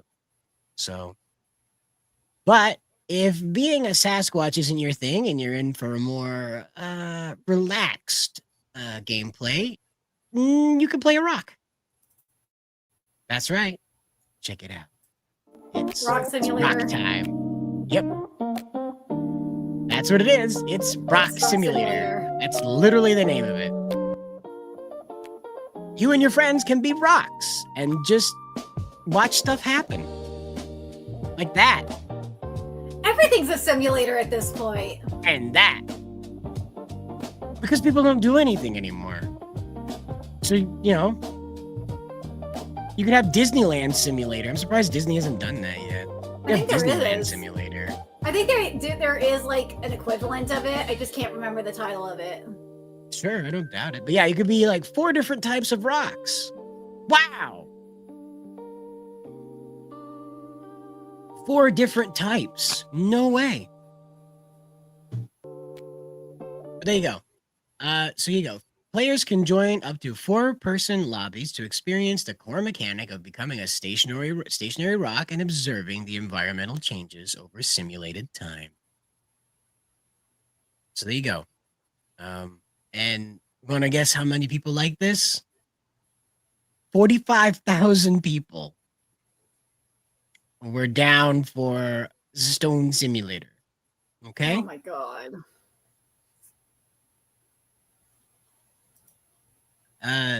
You played Stone Simulator? Oh, the Disneyland one. Oh, you played the Disneyland sim. Yeah, I knew there was a okay. Disney sim. Like I think I've watched like play yeah, I think I've watched some gameplay of the Disney sim. It actually is really cool. It's very Sims-esque. That's the best way to describe it. It's like Sims and or Roller Coaster Typhoon.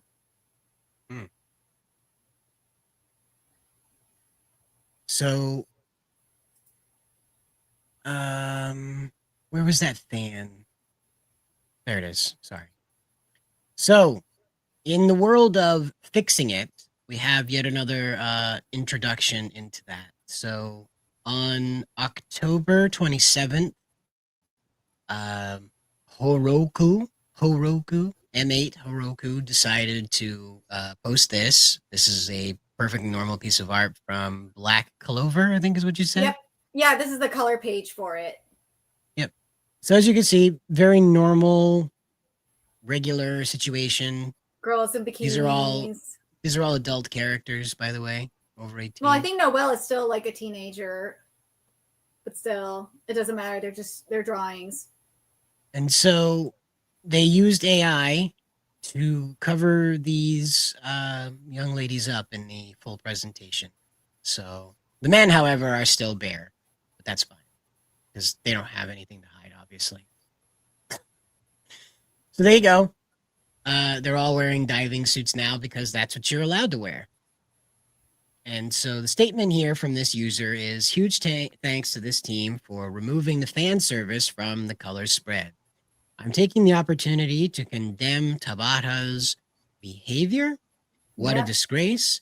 Let's keep up this fight. Let's target all works for a world without fan service. No hypocrisy, just seriousness. They are getting destroyed in multiple languages.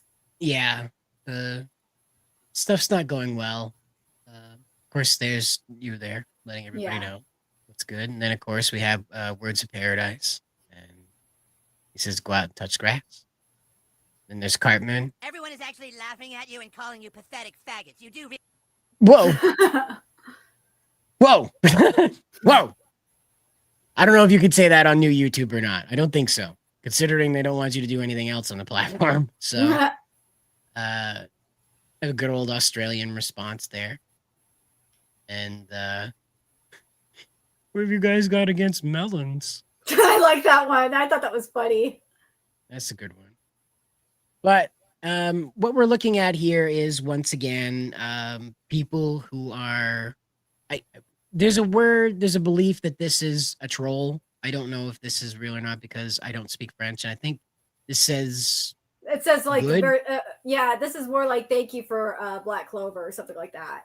Yeah, so it's curious if this person genuinely meant to incite this type of hatred for, covering these girls up, or if this was some type of troll and it very much backfired. And what I have to tell you is that, like Miss Nerdigans explained, none of these drawings are meant to encourage you to go out and have sex with children. At no point is any Japanese publisher or any American publisher, I can't guarantee every publisher on earth doing this, but the laws in place in those two lands I am aware of, they did not allow this. So you're not going to really sell people on the idea that these girls being in their bikinis, their bikini tops, is anything negative or awful. Someone posted the full picture. It was completely uncensored. Where did it go? Yourself, yeah.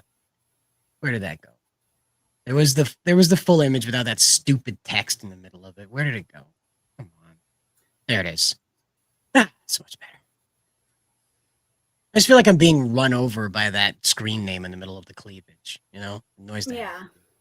But anyway. These are just bikinis that you see like on the beach, like or at the pool. Well, even if they're not, even if they're their crazy dominatrix outfit that character from Chainsaw Man Rize had.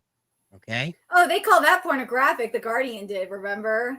Right. And again, this is, you know, again, it's not meant to teach you to go out to have sex with children. It's not meant to do any of that. None of these characters are meant to make you go, aha, I will go find something that is underage and do something terrible to that something. No, it's not. None of these characters are also supposed to inspire you to go out and do terrible, unspeakable things to adult women either. Okay? You are instead supposed to look at the female form and go, yeah, I like that. That's it. That's the end of it. There's nothing more than boobies. That's it. Ask Oda. One Piece's Oda. He's explained multiple times, I like drawing big boobs. That's it. There's nothing more to that. There's no message. There's no women who don't have big boobs, get off the planet. There's none of that. No. It's just men like big boobs. Sorry. Or not. I don't know. Wherever you come down on it, men like big boobs, and that's just how it goes. Naturally, or rather unnaturally, if you prefer the pun, Collective Shout is the people that keep telling us that we can't have these types of characters because these breasts are surgically augmented. These anime characters went out and obviously went out and got their boobs surgically augmented for this Oh, photo. and they look like children too. I mean, remember they said a girl that was 32 was a child because her face was very childlike. She had a baby face. It's like, what? But then again, these are the same people that are calling lingerie ads porn. So obviously you're supposed to interpret from this that these women are sexy. Obviously. They have their boobs out, the cleavage is on display, it is not being hidden or shamed or anything like that. And obviously their boobs are being sort of emphasized in this. Not that they're being drawn any bigger than usual, but they are being emphasized. And the level of cleavage is also our eyes are being attracted there. So obviously you're supposed to look at that and go, wow, that's pretty. But, you know, don't go out and hurt kids. There's no message here that says that. But Collective Shout will tell you that simply depicting any woman like this invites a man to go out and enact horrible things upon them. Sounds like radical Islam, doesn't it? You know, when you get down to what these people are trying to tell us is that men are rape monsters, which is exactly what the woke was trying to tell us for the last 10 years, that men only have two emotions, violence and rape. Those are the only two emotions that men. You remember that? I remember that clearly, that everything else was okay for girls to interact with in masculinity because masculinity wasn't real. Women could just come and go from what men do, but those two things are not allowed. Everything else, you're allowed to tread upon, to be a part of, to paint pink however you like. But those two things are succinctly masculine. And that's what they cordoned off masculinity to.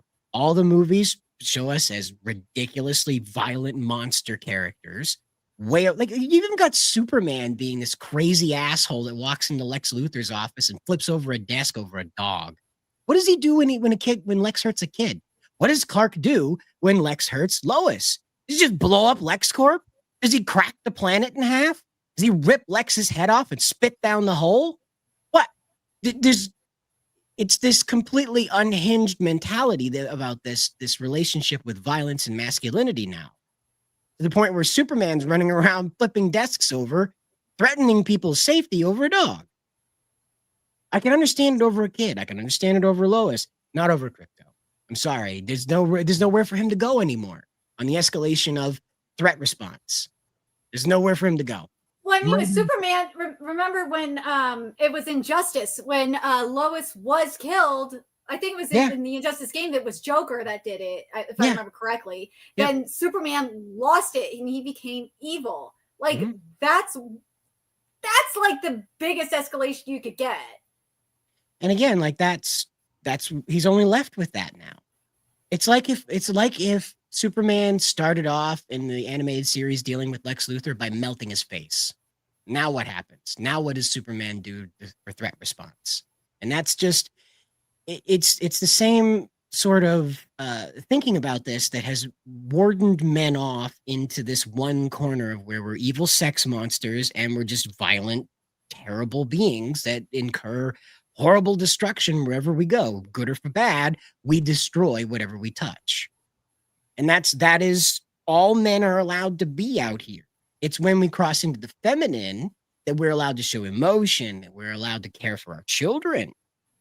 And that's what happens, is that a man has to behave in a feminine manner in order to be accepted in those circles. But when we want to be masculine, we do sexual harm and we are destruction monsters like Vin Diesel and all of his Fast and the Furious. Or you're a porn addict, as like the Christians want to say. Yeah, you get labeled everything under the sun. Like, again, just by looking at this image, you're going to get our old friends all fired up, believing that you're destroying some type of fabric of society because somebody drew some lines that look like boobs. This is why the First Amendment is a good thing. It protects art that you do not like. Well, yeah, payment processors and collective shout are the definition of Asian haters. Well, at this definitely. point, Definitely, Aussie Karens are like definitely xenophobic as hell because they're the ones that are targeting anime and manga constantly. Well, and that again is where we are sort of locked in, I guess, with the fight. You know, this is the ground that we're stuck with, is that these people, much like how the woke came out and started labeling everybody Nazis in order to, you know, like discredit whatever they had to say. These people have come out and started labeling everybody that disagrees with them as a sex addict. So that way, all of the arguments you're making are simply based in your desire to engage with this media. It is not gauged in reality anymore. And that's what they do. That's how they discredit you. It's the same tactic as calling you a Nazi. Same thing all over again, but it's friendly fire this time, you know, and that's we're talking about the same people that called everything under the sun satanic. Yeah, that's the trouble with collective shout, is that they make some good points every now and then, like when they went after Temu for selling those dolls that were, you know, admittedly very childlike in their appearance. And that was right to do. They were right to go after that. Then they turn around and they say, no, Cuties is good because it shows the abuse of children by abusing children. You don't do that. Like 13 had, I think the actresses in 13 were well into their teens at the time, like in their late teens, if I remember correctly. But well, you just don't make children or anybody really twerk on stage. You know, I just do it as an adult, I guess. But go watch Dance Moms and you'll see that they do that. Like, yeah, this is a real thing. Like, if this you is wanna, what Cuties was meant to stop, though. That's what they were setting out to. But here's the thing, though. Like, if you want to talk about stopping the sexualization of children and like show like what the sexualization of children, how it's happening, just go watch what is it? The Toddlers and Tiaras, and also watch Dance Moms. You will see how the kids are being sexualized. I understood the beauty pageants when they were just little girls in cute little dresses and little cowgirl costumes singing songs. Not when they're parading around in bikinis. I I can't get behind that at all. I can't, not one bit. I don't understand it. I don't want to understand it. I'm the guy that's like, debating, talking to the manager of the Walmart when I come across little girl bikinis out in the main thoroughfare when you're walking by all that stuff, getting to the back of the store to the electronics.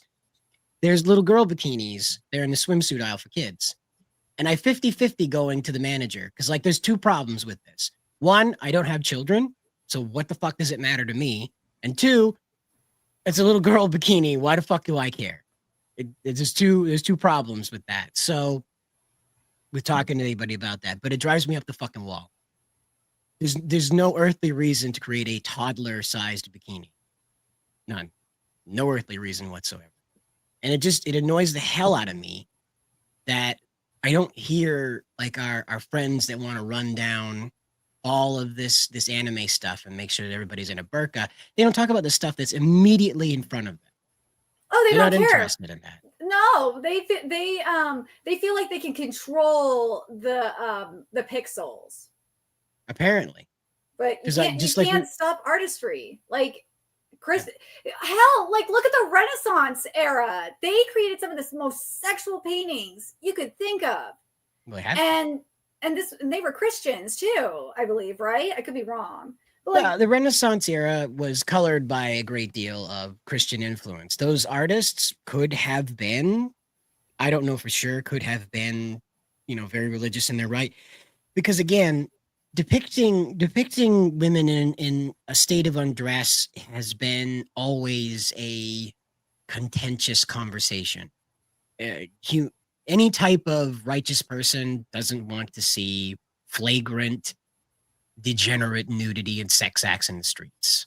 However, reasonable people do appreciate a beautiful form, like David, like the statue of Venus, the armless the birth Venus of statue. Venus. Birth of, right. And again, like they do appreciate that. So that's where those paintings come from, because that's not an orgy. They're not depicting an orgy in front of you. They're depicting a woman that is in a state of undress, and she is surrounded by other women in a state of undress to act as a symbolic image of the of femininity and of in some cases of like a motherly kind of thing. It right. depends on That's the the word. painting. Right. They most of the time these women are either some in their nakedness symbolizing maternity as a mother, or they are symbolizing the reason to go fight.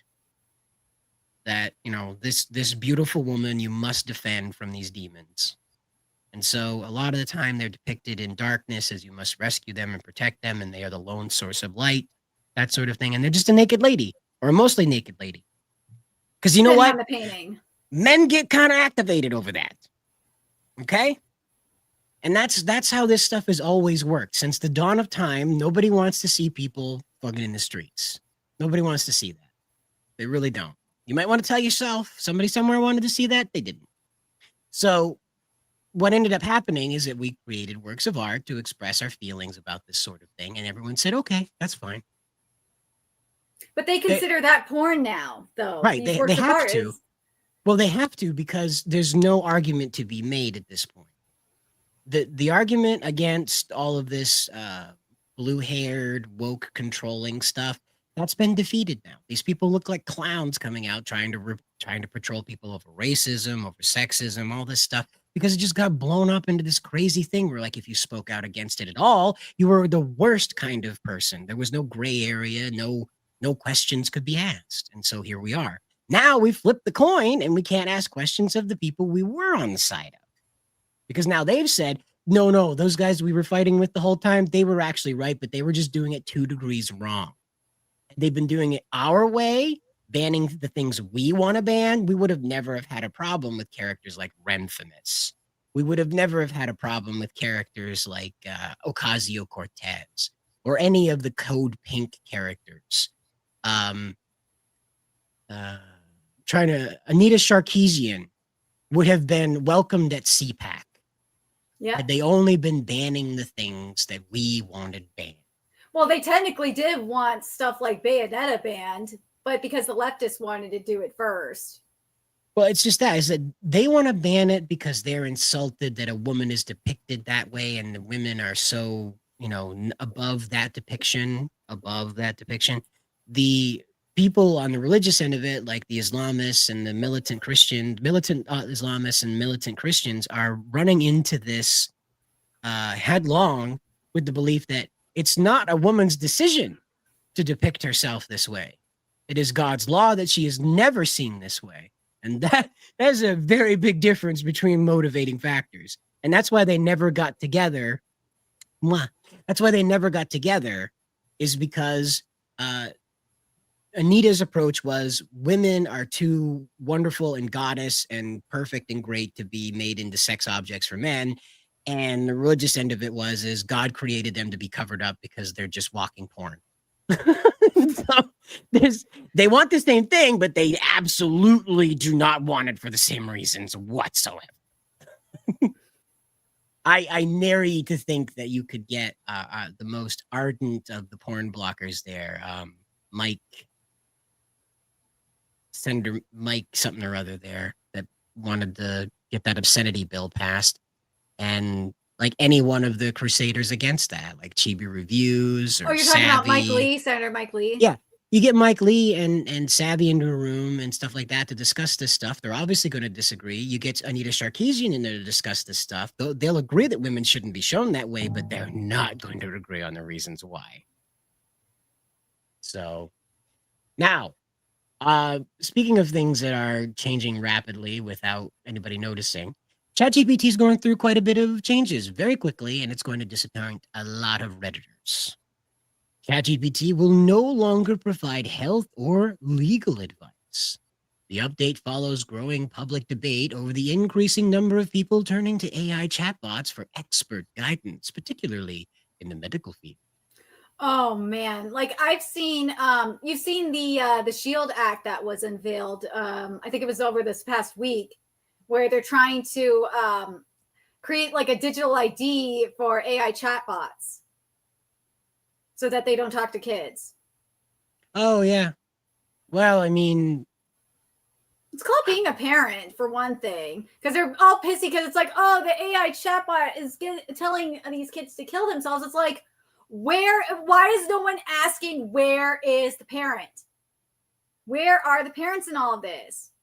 Because that is child neglect, if anything. They can't ask that question because that inherently brings an end to the whole conversation. Right? Yeah.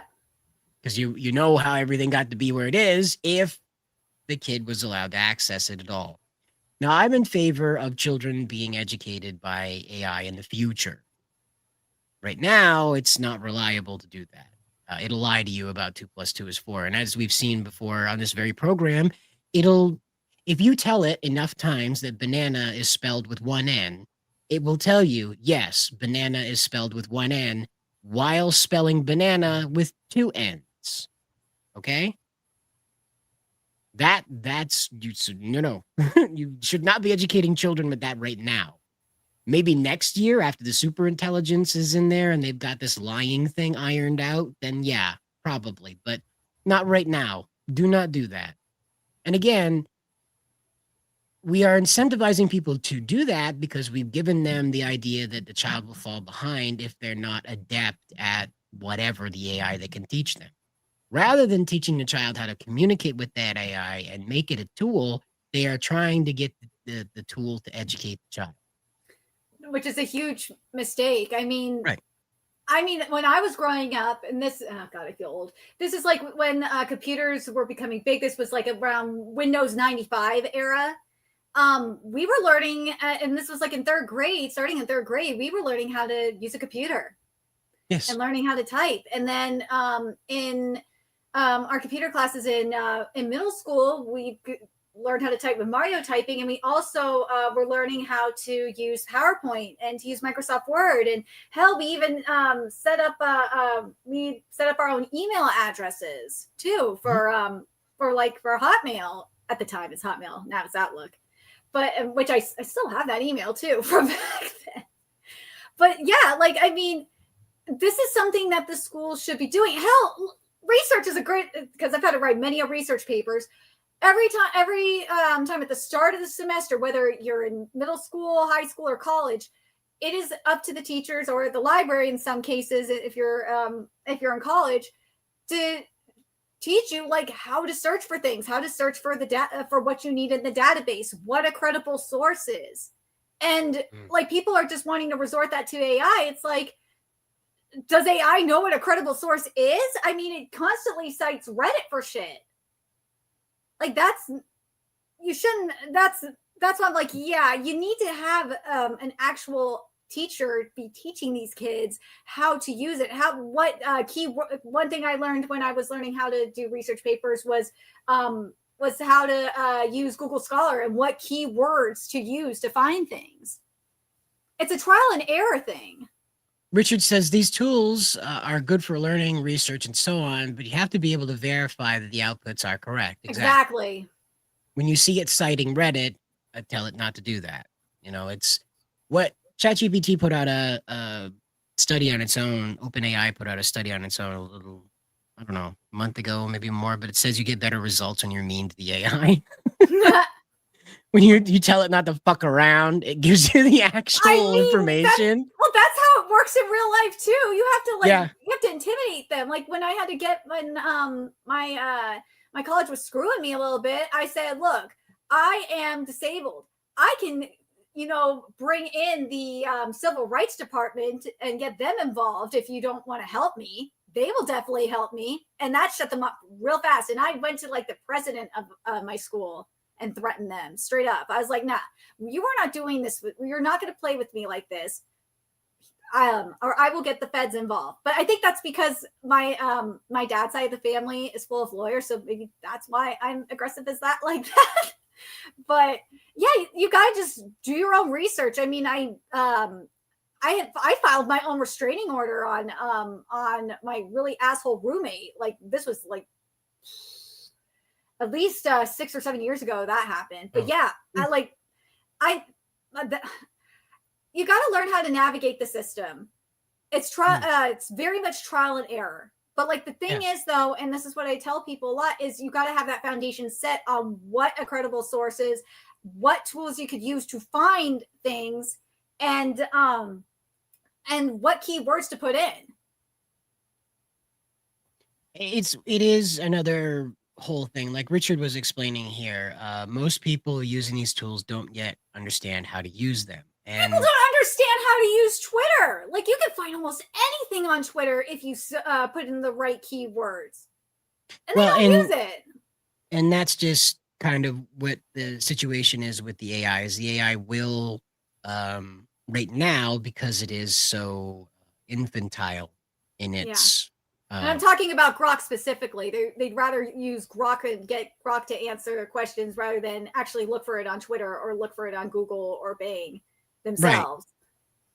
And so you're not going to get like an AI driver's license. They're not going to get people to have to go through that kind of stuff. But much like you were explaining when we were setting up emails, we had Apple computers. So we had a bunch of those crazy local email systems that were built in the early days. Yeah, we had PCs. Weird.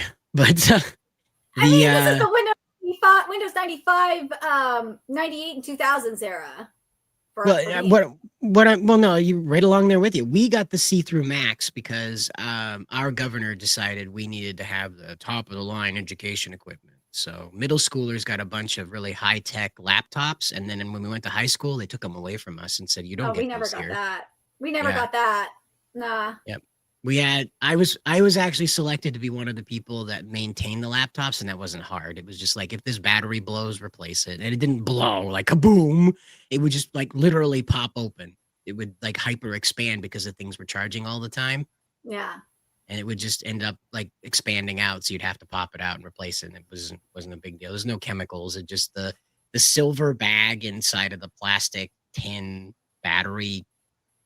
I don't know, cartridge, I guess. Yeah, It would just pop. Yeah, if you have like if you have a computer like mine, which is a old Lenovo ThinkPad, you could pop out the battery pack out of there, replace it easily. And that's all that was, is that like kids would bring you a laptop that had like a little pregnancy bump in it. In the bottom of it. And be like, oh no, that's your battery's about to blow. So bring that out and replace the battery and off they go. So I was not doing any work on the Macintosh's guts or anything. I was just pushing a slide on the bottom of it that ejected the battery pack. And then you just put a new battery pack in and give it to the kid, send him on his way. Same age as that kid. I was just one of the people that was selected to switch out the batteries. Okay. But I can tell you that we were not at all prepared for that. The school wasn't prepared for that. The teachers weren't prepared for that. They were chasing us around the internet, trying to get us off of websites we didn't belong on, obviously. Mm-hmm. And that incentivized us to find other ways around that over and over and over again. So what ChatGPT is doing here with this right here is that it's not wise to give people medical advice unsupervised. All right. And AI is as unsupervised as it gets. Okay. At any given moment, there's a million conversations happening right now. Okay. So there's quite literally nothing that can be done by a human to patrol most of that, if any of it, really. Another AI has to patrol that stuff. And then another AI has to patrol that AI. Could be a Russian. And then you got to get nesting doll. Skynet up in there. And that's where they're falling off, is that the AI is not capable of like redundancy checks right now to the point where it can be trusted to give you any kind of consistent medical advice. It may give you good stuff one day, and then the next day it tells you to burn incense and do dances with crystals. So just, understand that when OpenAI does this, it's only temporary. It's not going to last. They're going to bring it back because it's another thing that's a huge, huge moneymaker for them, is to get Redditors and other depressed people in there believing that they're talking with some sentient therapist that learns all this stuff about them and can talk to them kind of like a human being. I mean, like we've seen like Karens get into fights with Grok over porn or over like video game art. And it is the funniest freaking thing to see this. And like then you got like remember when the collective Shout Karen got banned on Twitter because of a fight that she got into with Grok. Remember that? Yeah, I'm not surprised at all that was what happened, because so Grok in particular is infuriating because Elon gave it a smart ass attitude. Yeah. So it mocks you, it talks down to you when you get shit wrong. It's like, okay, man, like, okay, I'm not a domestic terrorist yet, but you're really pushing it, Grok. But that's again, like that the AI is doing this stuff because people ask, like, what is a cancer remedy that's at home? What's an over-the-counter cancer remedy? And it's like, oh, take 2 pounds of aspirin. No. And that it's not literally making that suggestion, but that's what happens with this because it's not monitored. So it'll just hallucinate things. I was watching a podcast about this where if you tell ChatGPT don't hallucinate, it won't make up stuff. But if you don't tell it to hallucinate, it will try to people please you and give you information that complements the bias that it's perceived in your initial message. Oh my God, that just makes me think of the ChatGPT episode of South Park, and when Stan's dad was high on ketamine too. Yep. And he said, I think he said at the episode that, yeah, ChatGPT just got me into a K-hole. Yeah. And that's like this guy, I don't remember what country he went to or whatever, but ChatGPT said, no, you don't need a passport to go there. And he flew there and funny. No passport. And he's like, hi, I'm going to jail now. And that's that. But again, what Richard was talking about, this blind faith in the machine is not going to help. It is very much a hammer, He says, this isn't a comment on image or audio generations, very different kind of AI. Even it sometimes uses the same kind of code. Of course, the generative AI is trying to come up with an image, a picture, a video, or whatever to satisfy a sensory thing for you. The LLM or, the conversational AI is actually fact-based.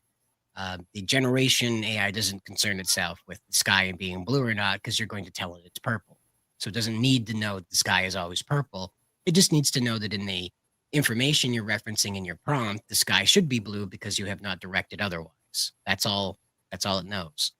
The large language model that you talk to needs to know that the sky is blue most of the time. And it needs to know why the sky isn't blue all the time. And it needs to know when the sky isn't blue and, the circumstances that cause that. And that's a lot of information just to tell that AI to maintain consistently the sky is blue. That's it. That's all you're doing. And all that I just said to you is just telling the AI that the sky is blue. And that's not even really making sure that the weights, I like data pool better. Data pool is something you can actually visualize. Weights sound like something like at the gym that you're trying to like pump or whatever. The AI is trying to get beefed up or whatever. I don't like it. But data pool, the data pool the AI is pulling from is just full of shit. It's just full of shit. You got Reddit in there, X in there, you got Facebook in the middle of that shit. It's pulling from random ass blog sites. Even Grok does this. I have to tell Grok constantly, nothing from Blogger, nothing from Reddit, nothing from X, nothing from Facebook. And then it'll finally go out and find like an actual document, an actual study, an actual report, as opposed to some jackass's post. I found that the other day when I was trying to do research about one of the, the AI sexual revolution. They was just referencing some guy's weird fan fiction he had with ChatGPT. This weird sex fantasy he was having with ChatGPT. It had nothing to do with any studies, nothing. It was just going off this guy's whole thing and just writing this formal paper explaining to me the psychology of sex and AI. And it literally gives me the source, and it's 2 Reddit posts from some guy explaining that he fell in love and wanted to fuck a computer. Oh my God. Fuck.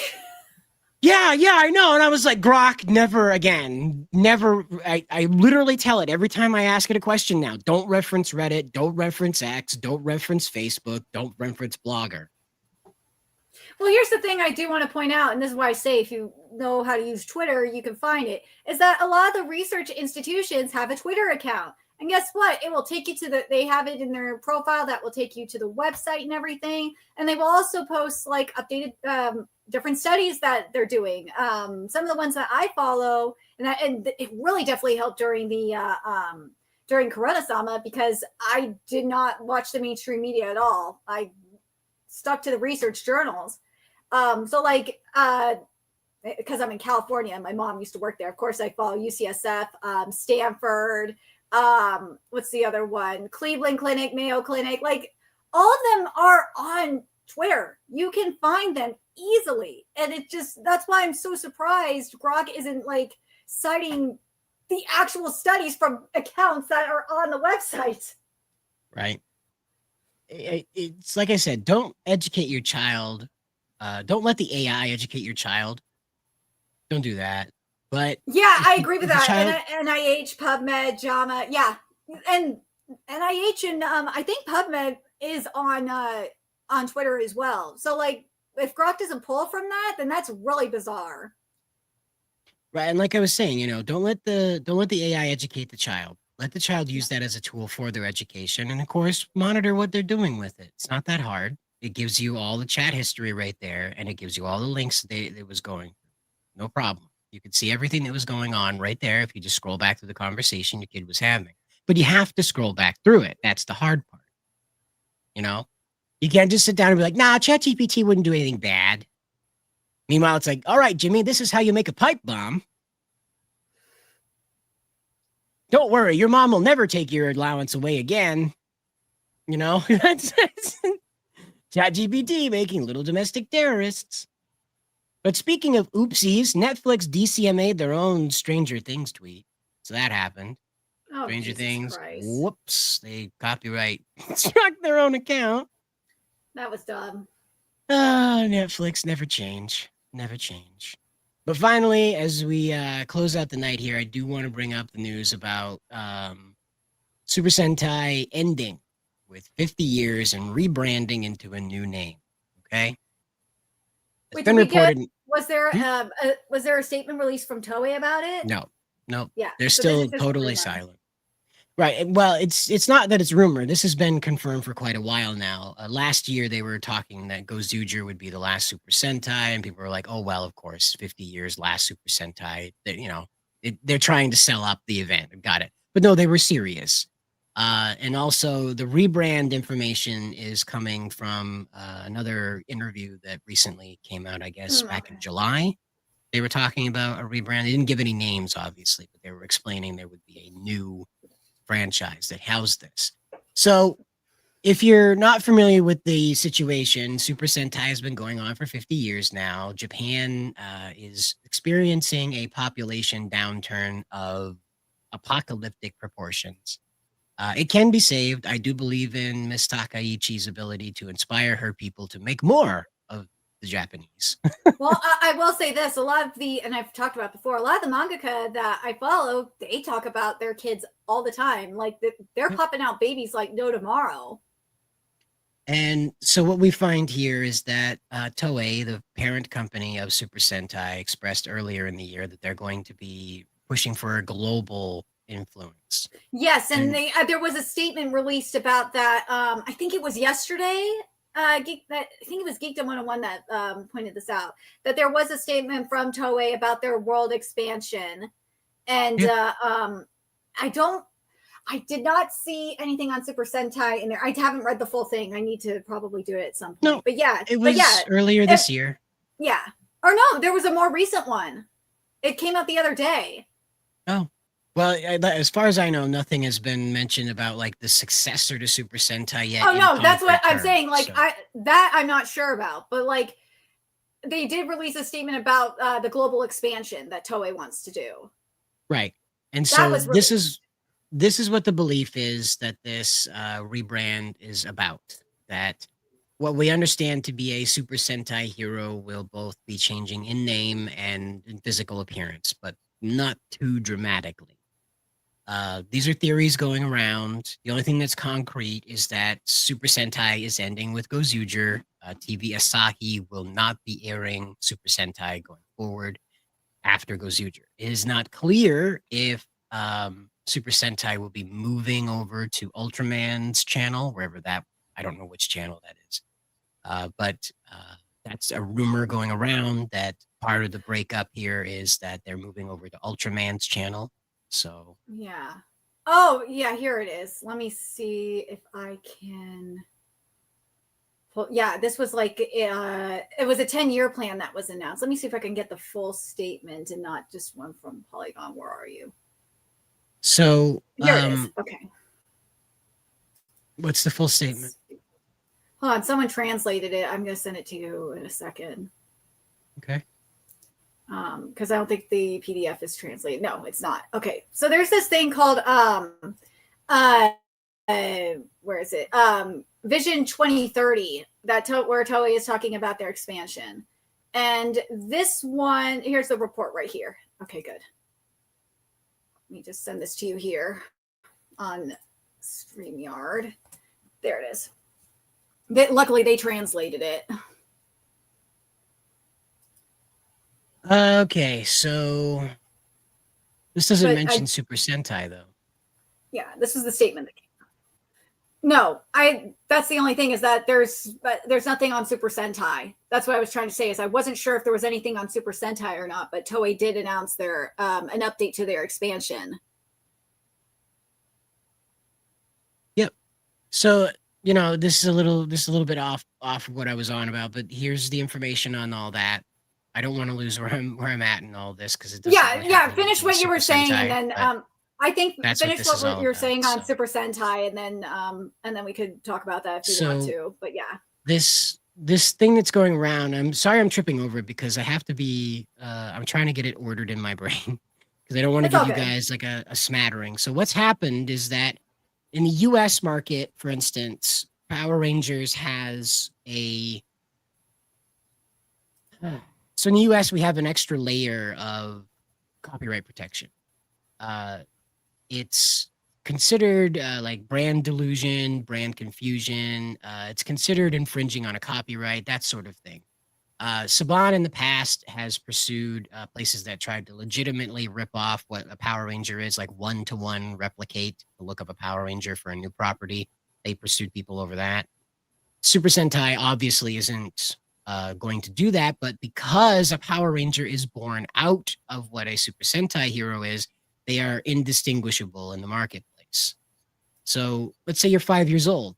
You have these two characters on the shelf next to each other, as you're looking at right here. Are you able to tell that both of them are not part of the same franchise? Probably not. 5 years old, probably not. And that's the argument that ends up being made here. Now, will Hasbro move forward with suing this stuff? I don't think so. They didn't go after Armor Source, and Armor Source was just different enough. I mean, hell, red Tyrannosaurus Rex, blue Triceratops. They're pushing it. They're getting right up on it, but they made it so far anyway. Hasbro hasn't taken any action against them for having transforming heroes that interact with armored or robot-looking dinosaurs. But Armor Source is also very different from Power Rangers in that the main cast are quite literally children. They are not teenagers with attitude or young adults. They are quite literally not old enough to drive. So when it comes to occupying markets outside of Japan, and particularly in the West, there are hiccups, which appear to be being answered by what is believed to be called Universe. That's going to be their new franchise name. It's Universe. Not Super Universe, not Universe Warriors, just Universe, apparently. These are rumors. I don't have a logo for you. There's no copyright claim. These are just things that are coming out of Ranger Board, and I can't show you Ranger Board without that whole, because they have a rule about sharing that stuff, and I don't want to get banned because this is where the information comes from. So on Ranger Board, they were explaining that there are 4 beginning protagonists, but only 3 of them are going to be on screen. The 4th one joins later on. The first 3 are not connected to each other whatsoever, and they apparently are part of a magical academy that is going to be dealing in a detective story. And that's it. The card motif, the transforming staffs, all of that might come to be, but that's all still stuff that's floating around along with this detective story. And, the word is that this is from the insiders over on Ranger Board. These are Japanese insiders to the Toei thing that are communicating with Western fans, so they can only give them scattered information. And so the prevailing theory is that these are going to be more in line with the Heisei writers. So that's beginning with Kuga and ending with ZIO, like Build is in there, Fives is in there, Phase, whatever you want to call him. Who was the other one that was highlight? Build. I already said Build. X-Aid is in there too. So, and they're not like making Rangers out of that, but I'm trying to explain like the attitude that this new Super Sentai style story will be. And that's the prevailing theory, is that these characters will behave more like common riders going forward, but be in a less armored appearance. Still with armor, but less done up than an average common rider. So that's basically all I have. A lot of it, again, is still just conjecture based on the very limited information you can get from the leakers right now, because everything's up in the air. None of this was planned. That's why we're not hearing anything from Toei officially. Somebody spoke out, out of turn with a local newspaper about the reset, and it just went wild. It's been known for about a year now that there was going to be a reset to the brand, but I guess people like me were just like, oh yeah, Gozuger's just going to reset everything MCU style. No. It's over with Gozuger. Done. I think that's a fair thing to do, though, to be honest. I just am taking this at base value until Toei releases a statement explaining the situation. But if it's anything like what Toei Animation is doing with their global expansion for this 10-year plan, I'm going to say this, they're going to target the Western market, especially the US, especially after the success of Chainsaw Man, Rize, and Demon Slayer. Toei's going to chase that. So we'll see what they do if they learn from Sony in terms of their marketing strategy. We'll see if they work with Hasbro and Playmates. That remains. Or are they going to just say screw it and we're just going to go on YouTube and do simul streams or simulcast? To be honest with you, I can't really say because Zets hasn't become exclusive on a platform yet. So I would assume that, they haven't worked out a deal with Netflix or Disney Plus. So YouTube is probably where you're going to find them. Most likely Twitch and YouTube is where you're going to find them. And probably Pluto TV as well. Pluto's been expanding they have a channel just dedicated to every single episode of Power Rangers. And then they have a separate Tokusatsu channel for Super Sentai. Yeah, maybe then. I again, the Japanese might not be looking to make a huge push into the American market, but they want to make Sentai as present like Zets. Let's put it that way. Yeah.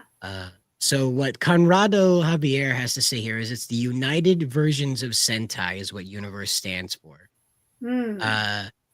I hope that's what it is, but it's also a lot. So I'm not sure how they're going to do it. From what I've read about that on Ranger Board is that the universe going forward is not going to be connected to the past, other than that happened somewhere in the universe, the multiverse. Essentially, the United Versions of Sentai are supposed to essentially MCUify the multiverse of Super Sentai. Zenkaiger came through and said that was the guys that had all the armor. They looked like the Zords. Yeah. When they transformed, they didn't look like Rangers. They looked like the Zords. Those guys said that there is a near infinite multiverse of planets and universes out there where everyone has a Super Sentai inside of it. Because the Super Sentais... if you're saying everyone in the universe has a Super Sentai inside of them, that's literally what Digimon B-Break is. Everyone has a Digimon inside of them, technically, or there's this is different. This is the multiverse they're talking about. So like the entire multiverse itself, like how how the Watcher can see everybody in Marvel. This is how Zenkaiger presented the multiverse of Super Sentai. So Gokaiger, although it takes place in where all the Super Sentai heroes are, is a separate universe from Gozuger, where all the heroes are represented again, and a separate universe again from other anniversary teams where the Sentai heroes show up. Okay, so that's more like what we've seen if we want to compare it to Power Rangers, kind of like how there's a different timeline for the Disney Power Rangers compared to the Saban. Everything else. Let's just say everything else.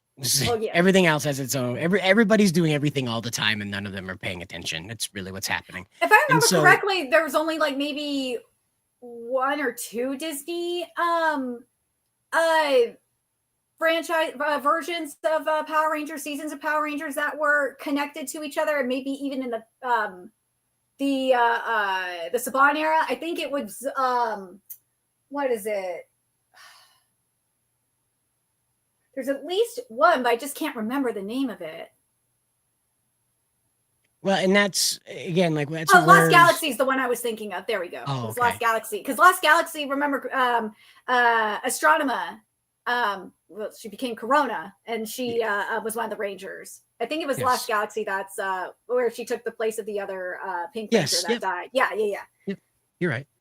Okay, so that's the only one I can think of off the top of my head that's connected to the original, to the Bandai Saban era, because that was up until in space. But other than that, I don't think the other ones are really that connected to each other. Maybe like Dino Thunder because Tommy is there, but I would argue that would be the only one that has a connection to the original in any meaningful way. Yeah. So. Yeah, I think that's the only one. But also the Lost Galaxy. Those I think are the only 2.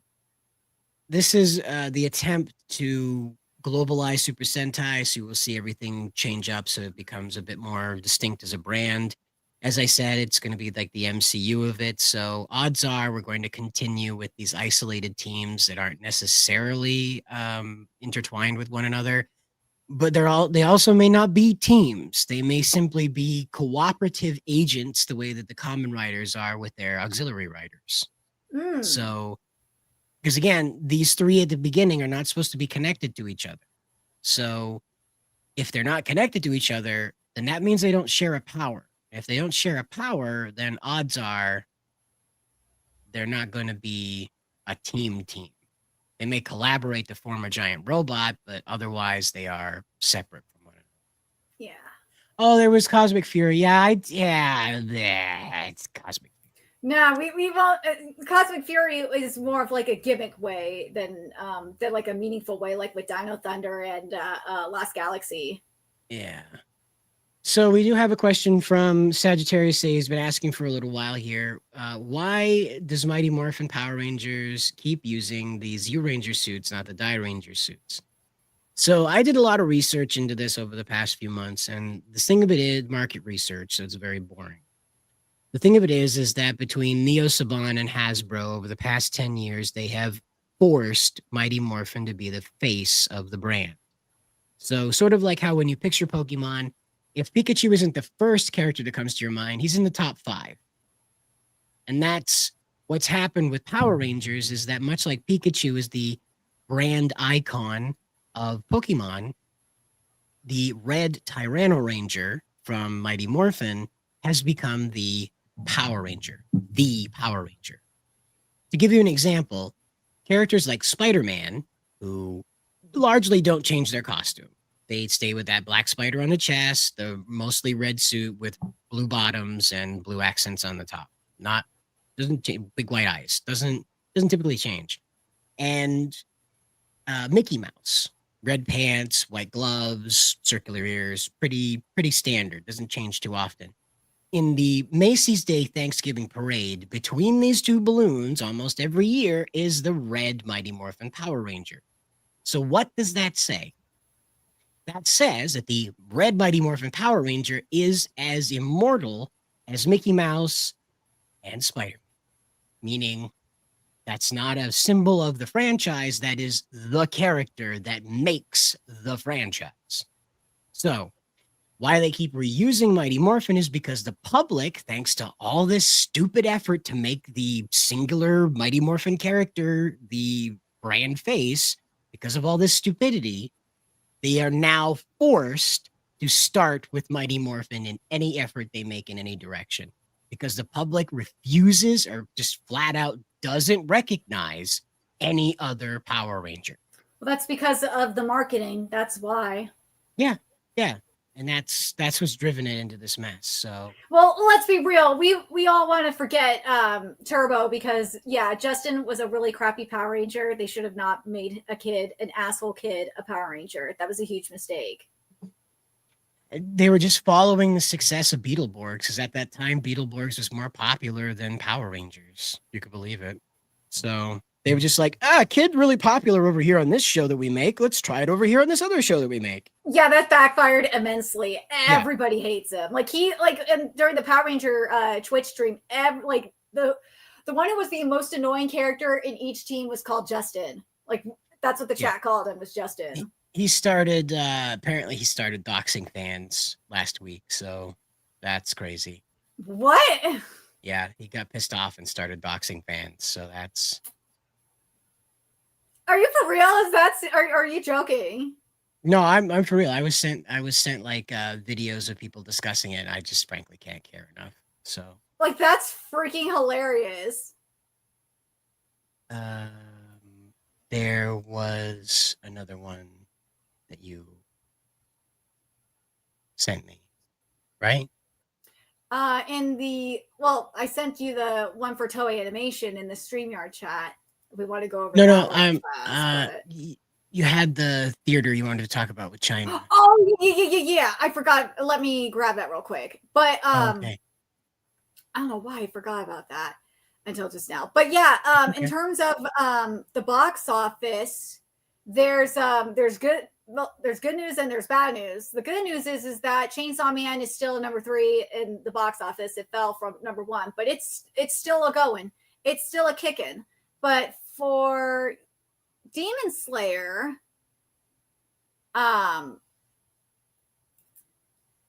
will it let me go into Weibo? Nerdigans is hunting.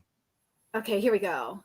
So this is from the Chinese forum site, or the Chinese site Weibo, about Demon Slayer coming to China. I don't know why Google Translate is just not automatically translating on my end. Oh, there it goes. Okay, I had to just refresh it.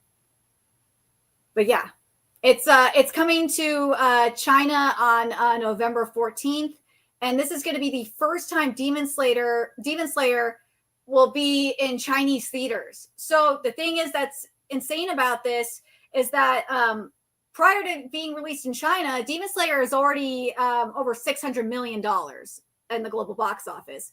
With China in the picture, it's going to definitely hit over $1 billion. I don't think it'll flop. I don't think It's it'll not going to flop in so. China. No way. No. Well, the thing of it is that China is very anti-magic. And so one of the tenets of communism is to, get rid of witchcraft and all that stuff. A lot of good it did with all the acupuncturists and natural healers. Well, it sounds a lot like the Christian nationalists. Well, again, this type of disagreeable behavior, if you will, seems to bother people in authority positions anyway. So the other thing I would throw against this is that it's Japanese, and it's very, very, very Japanese. Shinkenger, for instance, this is not related to China, but Shinkenger, for instance, did not air in South Korea. Yeah. A team up, though, did. Whatever team up they had with the successor team did happen. That movie did happen, features Shinkengers, but the Shinkengers were never featured in South Korea as a standalone team. So, and again, the reason being is because Korea has a very, very difficult history with Japan on both sides. China, likewise, very difficult history with Japan on both sides.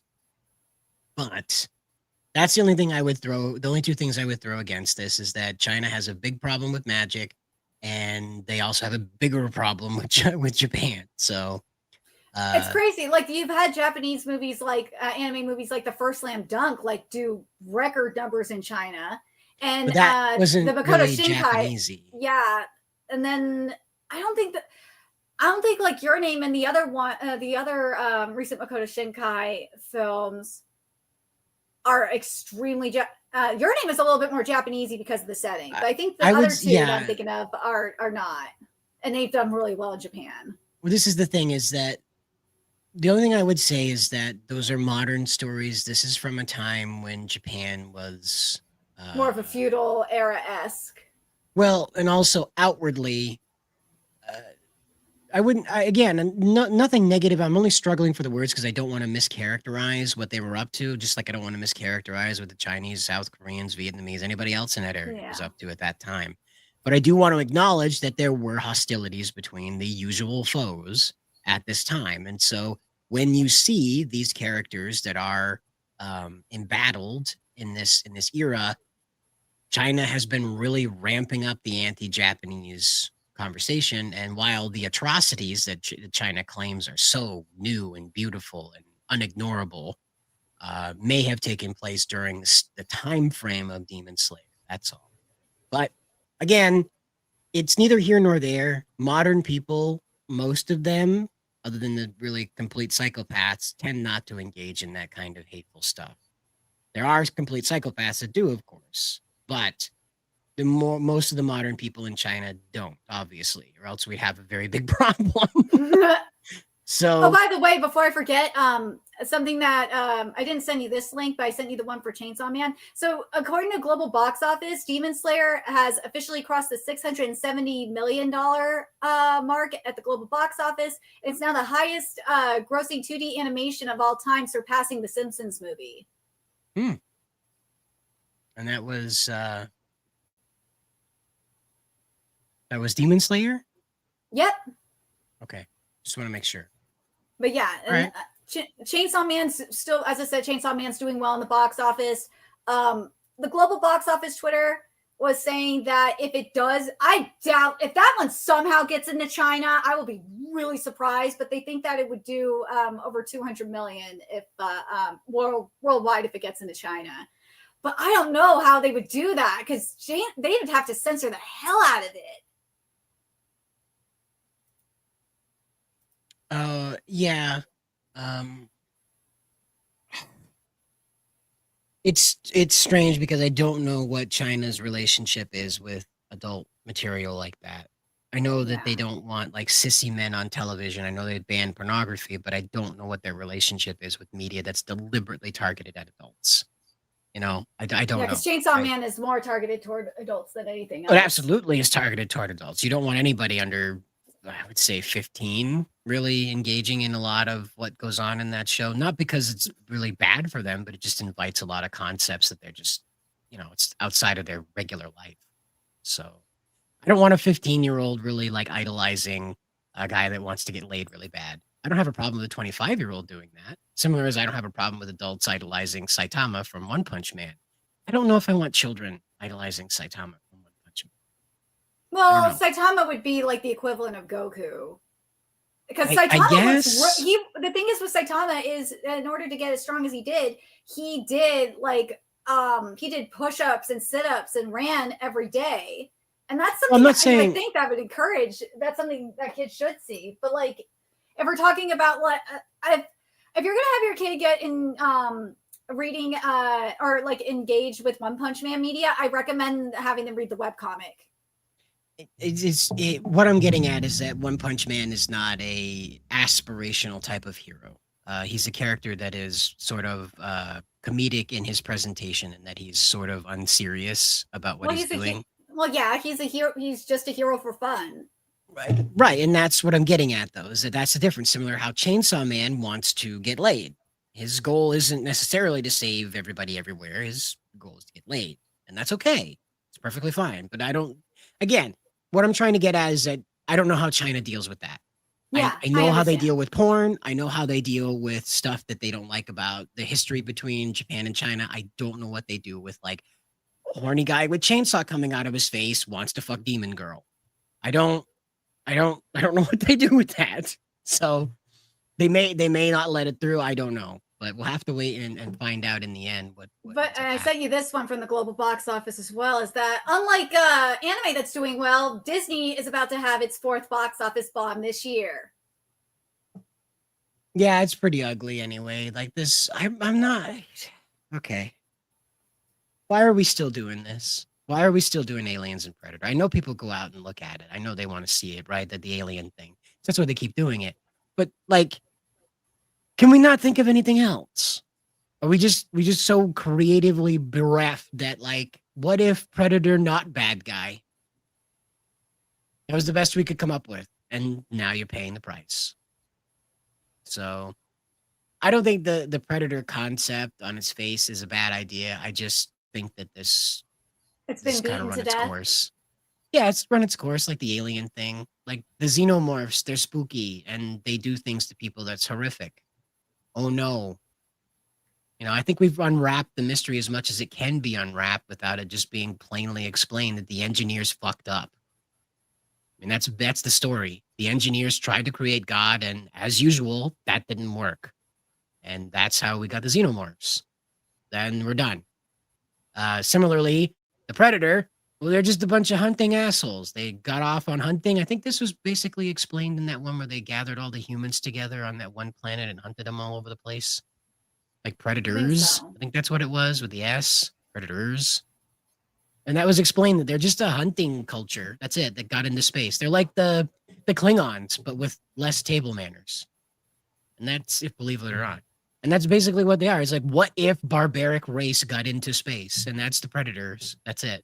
And there's nothing more to it than that. And that's, so what are you going to do with that? Wow, we're going to throw in a fucked up android and some scary monsters that were inspired by that movie that had, Natalie Portman in it, where every monster and stuff like that was being melted together because an alien landed inside of a lighthouse. Remember that? Yeah. I forget what the name of that movie was. Natalie Portman sci-fi horror movie. What was that again? That was Annihilation. That's right. That was Annihilation. That another very poorly constructed idea, but these monsters right here, that bear snake thing with all the eyes that the predator is hanging out with here. Try to get a bigger view of it. Of course, it's a thumbnail for Oh my ants. god.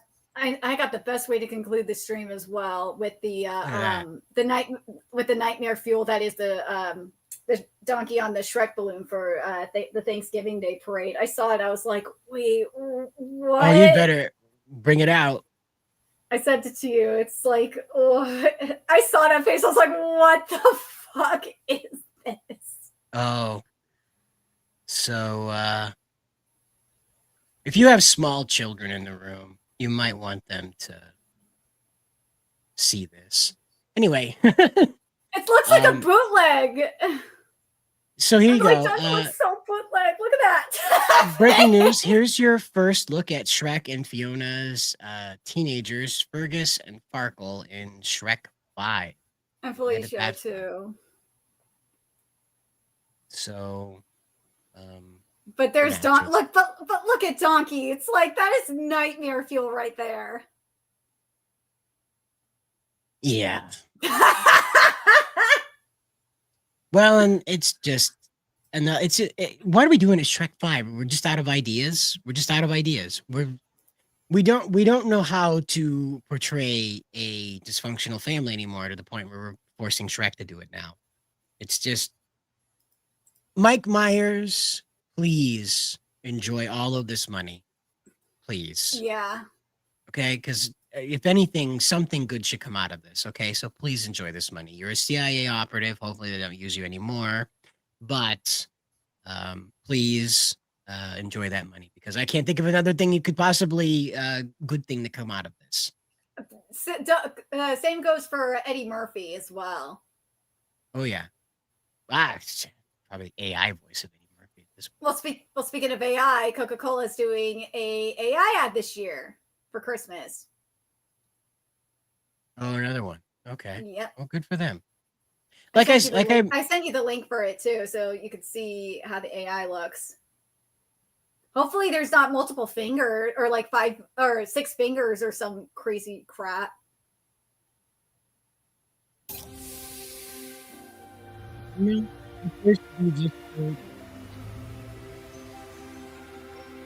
Oh, they were careful with that Coca-Cola truck. Hold on.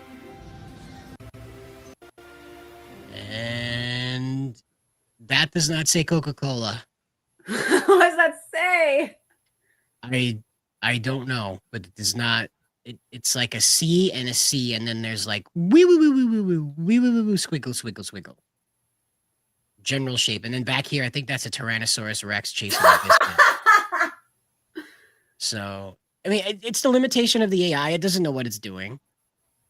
It is quite literally blind. So, you're describing an image to a blind man. That's what you're doing with this stuff. So. Yeah, well, only AI would allow you to drive Coca-Cola trucks through the middle of Meerkat country without them being pirated. There it is. That doesn't say Coca-Cola. That says something. It says something CDA, and then something over here does not say Coca-Cola. I'm pretty sure.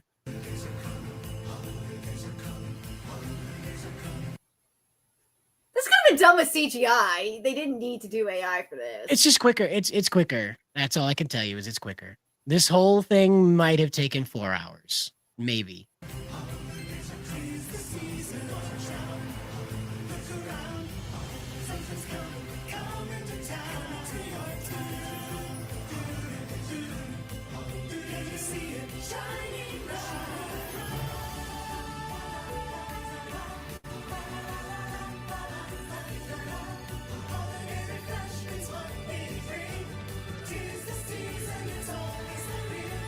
I gotta give them credit. They did their best to keep the character designs consistent.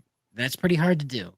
So I'm impressed that they have managed to make sure that all of the characters look like they're relatively the same art style. Yeah. See, this is the problem when you go in and you have an AI generated image and you Photoshop something in. It looks weird. The AI doesn't know how to treat that.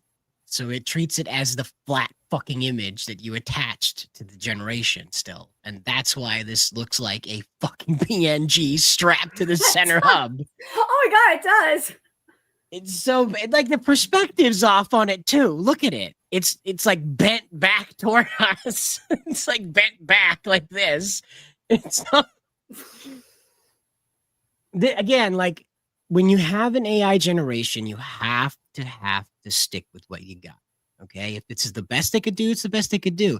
But for the love of God, don't go strapping PNGs to this stuff and then animate it. It doesn't know what to do with it. You've effectively entered an invasive species into the AI's generation cycle. Who gets out? Who gets out? Is it Hitler? Does Hitler get out? Not Hitler. Stalin. Santa looks funny. Yeah, he looks drunk. Funky. Yeah, he looks more Asian than white. Maybe that's just me. Hurrah! Bring your Coca-Cola! You're like He Coca-Cola? I think Hurrah! part of it is, maybe it's because of the eyebrows and like how the Oh, eyes no. are placed. And he Oh looks like no! he looks like an old Asian guy in a Santa suit. I know who he looks like. I know who he looks like. Hold on. I have to find one of the incredibly rare pictures of him smiling. And you'll know exactly what I'm talking about. Oh, I was don't just wanna thinking see. George Takei for a second. No. Miyazaki. Oh my god, he does! Miyazaki is Coca-Cola Santa Claus. Miyazaki Ho ho ho. Miyazaki Claus. Look at Dude, so you you're got right, it? the eyebrows and There it is. everything. Take the Yes. glasses off of him as Miyazaki is the Coca-Cola truck driver. Oh my god! Korean totally see Santa. Korean Yeah. Santa. I'm sorry, immediately I was like, that's Miyazaki. And he's drunk. They laced his Coke. They coked his Coke. They go just go. Hurrah! And that's then my Panda Panda Man, Man. hurrah! It's funny. Asian man waving to Asian animal. Hurrah, Panda! Did not expect you all right down here and wherever we are. There's Carrara Bears. Where are we? This Coca-Cola ad is turning into Noah's Ark. It really is. Oh my god! There's 2 of every Coca-Cola addicted animal here today. There it is. They lit the tree. And it didn't turn into a comet. Oh god! Remember when we had the good old days of the Coca-Cola polar bears? Yep. And now we have the Coca-Cola Panda. Hurrah! what the We hell is love going Coca-Cola! What is going on with like pandas right now? Because we just had Pandamon in Digimon Beat Break, and he's everything. I love Panda. I call him Panda Bromon because he's a total bro. He's cool. But like now we got pandas here. Like pandas are just appearing like everywhere right now. I don't know China. why. Is it China's influence? It's appeal to China because that's like, you show the eagle, that's America. You show the panda, that's China. Very few people outside of Asia see the panda as anything other than a symbol of China. So, outside of Asia, I'm sure, again, over in Australia, New Zealand, you guys probably have the same perception as most of Greater Asia simply because of the influence that's around that area. But over here in the West, when we see these little things, we go, aha, China. Same with koalas in Australia. Yep. They are native. I don't think they appear anywhere else in the world, though. I don't know. Like, No. I've never heard of a Brazilian koala bear. No. But you can see the AIs present here. You got the little half nose on the panda boy. See the little half nose. He's got Oh, I see it. Yeah. And it peeks through here and there in some places because you can find where stuff just isn't quite right, and the AI is just doing its best with what it is. This owl grows a mouth. Like watch them. No mouth, no mouth, no mouth. See, no mouth. It's like if the owl speaks, its beak has to come out of its skull and then open, then close, then recede back into its skull. Those koalas look like the koalas from Sing. From the Well, I have a movies. feeling this was Pixar. They went with Pixar inspired, and they tried to find something that didn't look Pixar. It'd be Illumination inspired more than Pixar. So like, what I'm trying to get at though is that cartoonish but still realistic looking animal. That's usually Pixar's thing, and so that's what I'm getting at. Is like the AI is going to know that better than they're going to know Illumination Studios, because Illumination hasn't been around long enough. Hasn't been around as long as Pixar when it goes scraping images off the internet to put into its data. I'm surprised they didn't use more Zootopia influence. Yeah, you know, when we go and we see the stuff come out of Zootopia, don't be surprised if you see Coca-Cola coming through, because now that you mention that, the only thing they're missing are like actual pants. I don't think anybody's wearing pants in this. Yeah, nobody's wearing pants. And that's really the only difference between this and Zootopia than what we saw in Zootopia is nobody's got pants on. See? Even the meerkats don't have pants on. I don't know you. If I was a meerkat, I'd want to have pants on. But there you go. Expect more AI, because as I said, it doesn't matter if it's better at it or it looks better or whatever. It's cheaper faster. for one thing. Even if it was more expensive, think about this. They spent 80 hours animating, more than 80 hours. Like a bunch of animators spent a lot of time animating She-Hulk's twerking motion. A lot of time. We were told it was like they were chained to the desk. The animators that left there had a horrible time trying to bring about She-Hulk. Meanwhile, the AI can handle most of that, especially your transformation sequence. And that's because hers is just literally a shift in appearance. It doesn't require any armor growing on her. In fact, it requires her clothing breaking off of her, so it'd be easier for the AI to translate that. But that's what I'm getting at, is that like that took a while for those artists to do this, and they did a great job with what they were handed in the time frame they were told to do it, and the budget too, as well. Right, and so that's not anything any like evil or anything like that on VFX artists. Oh, you take too long. But in entertainment, speed is the name of the game, and that's what it is. When you get down to this, people don't want to wait for their media, and I know there's folks out there that want to sit here and think about this from a perspective of like, well, the artist needs to be protected. Sorry, that didn't happen with the matte background painter. That didn't happen with the practical effects artist. That didn't happen with the guys that even began CGI. They ended up being replaced by guys who could run Unreal Engine better than they could. And so this is where we're kind of like stuck. This is the steam drill versus John Henry now. And we all know how this is going to go. So the feudal fight against AI is just that. It's feudal. Should you give in and just hand over everything to the AI? Of course, I talked about earlier. It doesn't know what it's doing. It's blind. But using it as a tool is fine. You don't need it to take over everything. I sent that to you too. I mean, I sent that to you when I found it from Daramion, the Kengan mangaka. Because for those of you that don't know, Daramion, he is the artist for the Kengan series, and he is open about using AI in his art. And he actually had a tweet about it where he was showing like how he did it, like the process for it. And the majority of it's still hand drawn, mind you, but the AI is just like how he uses the AI is just for like the foundation of it, so to speak, and then draws the rest of it over. I asked him if the AI can be used for combat motion yet, for his combat art, and he said no. It's very limited on the amount of poses that you get in combat, or just in positioning for characters. So he said that he's only using it where he can. But yeah, AI for I don't think people understand that for mangaka they do use AI to help with their art. Yes.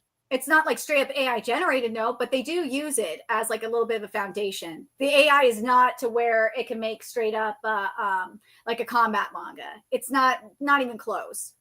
Right. But they are using it for backgrounds and things like that because, again, it's quick, it's fast. And for the dirty work of doing these simplistic style of things here, I wasn't sharing screen, sorry. For the dirty work of like putting together these scenes, these sketches, some of these poses, maybe it's not a big deal, you know. And again, if you're having it design a character for you, it's still not a big deal. I am not somebody that's going to tell you don't use the AI to create something, and it is creative because without your prompt, without your idea, it wouldn't come to exist. Now, are you putting pen to paper? No, that's not the same. It's not the same as being a video editor. It's not the same as being a VFX artist. It's not the same as being a cinematographer, any way at all.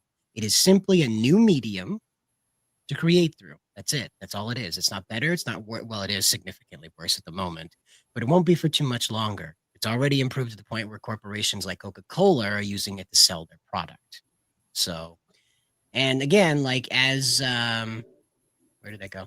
So like as Richard was explaining, kind of bugged, I've seen better from Cider, not a knock on Cider. Well, I deal with it every day, and a lot of the people they hire are not doing that. They're just discovering the AI and have billed themselves as the solution. I don't advertise myself, believe it or not, I don't. The craziest thing that's ever happened to me is every job I've ever had, I've fallen into. Literally minding my own business. Some guy asked me if I want a job. I said, yes, here I am. I got hired to make thumbnails at this website. That's it. That's all I was brought on to do. Here I am running the damn YouTube channel all on my own, okay? That's all I was hired to do. My original contract just says, make a thumbnail. So that's how all this works. So like these people they hired to do this stuff, they're not people who are engaging with this to build a skill. They're engaging with this to make money, and that's why that Coca-Cola commercial looks so weak, and why you see this stuff here by this artist where he's putting together things that use the AI to do the dirty work, if you will, and then he builds off of that to create more dynamic and interesting things, which, as he explained, it has a limited amount of poses, which it would because it only has a massive amount of data to pull from. And believe it or not, there's going to be more guys in a punching motion than there are guys in a corkscrew kick motion. Mm-hmm.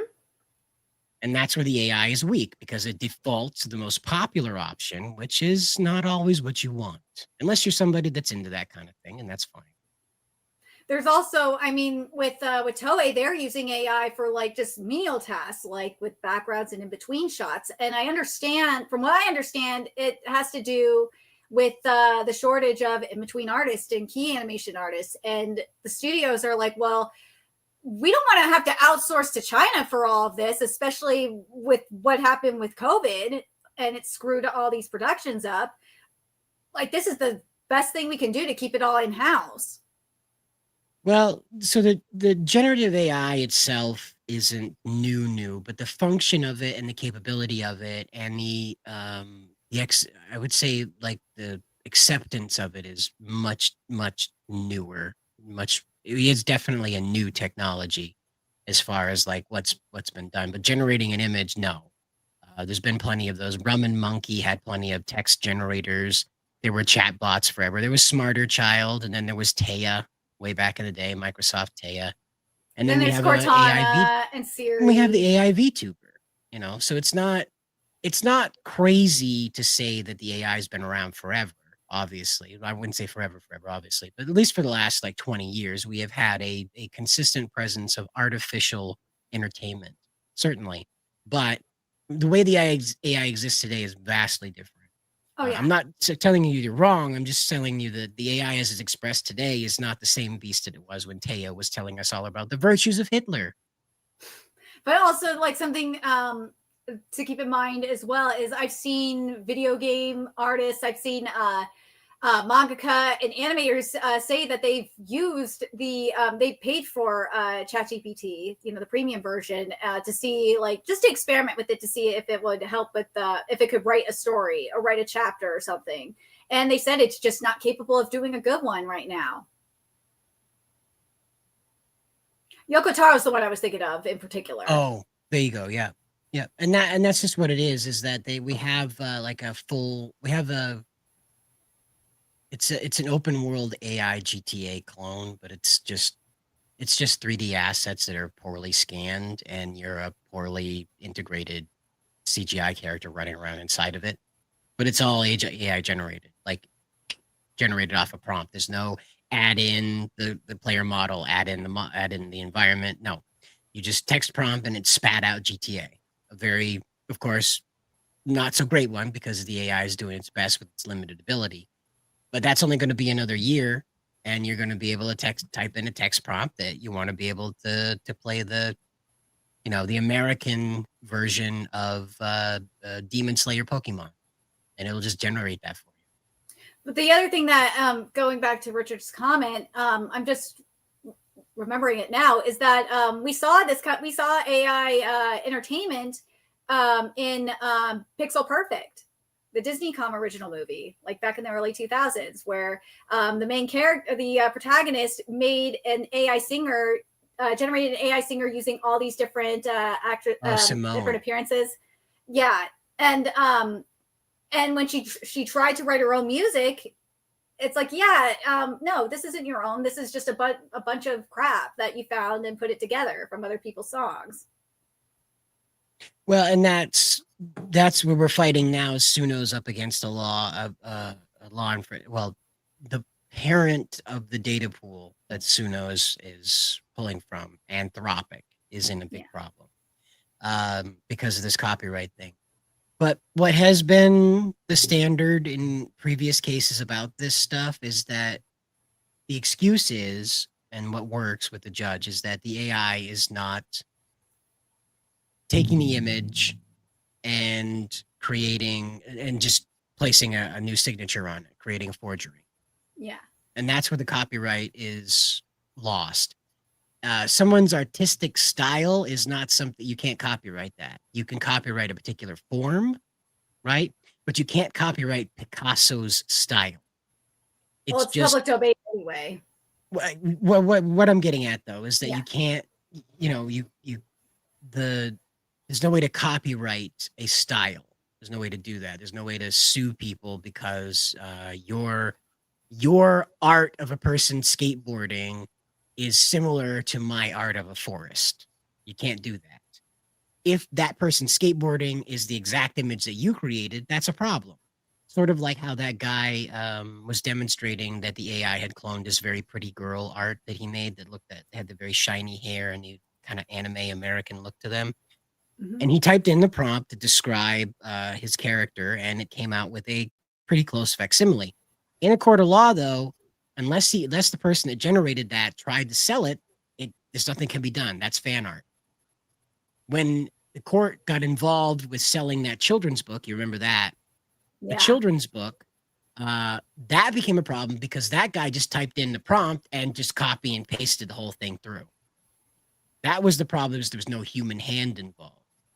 The next case that came out, there was a similar one where someone had made some type of, it wasn't an art book, it wasn't a comic book, but it was like, I guess a light novel maybe, where it had some art in it, but it wasn't throughout. What they claimed in that one is that, yes, it is imitating the art style of another person, can't copyright that, and it's not depicting your characters. Sorry. If it is depicting copywritten characters, that's a whole different story. Sort of. Because again, if you're going to sell this stuff, that's the problem. So yeah, I agree with that. Like if right. Yeah, if it's just for fun, then it's just for fun, it's just fan art, whatever. But like when you start selling it though, that's where the copyright laws come through.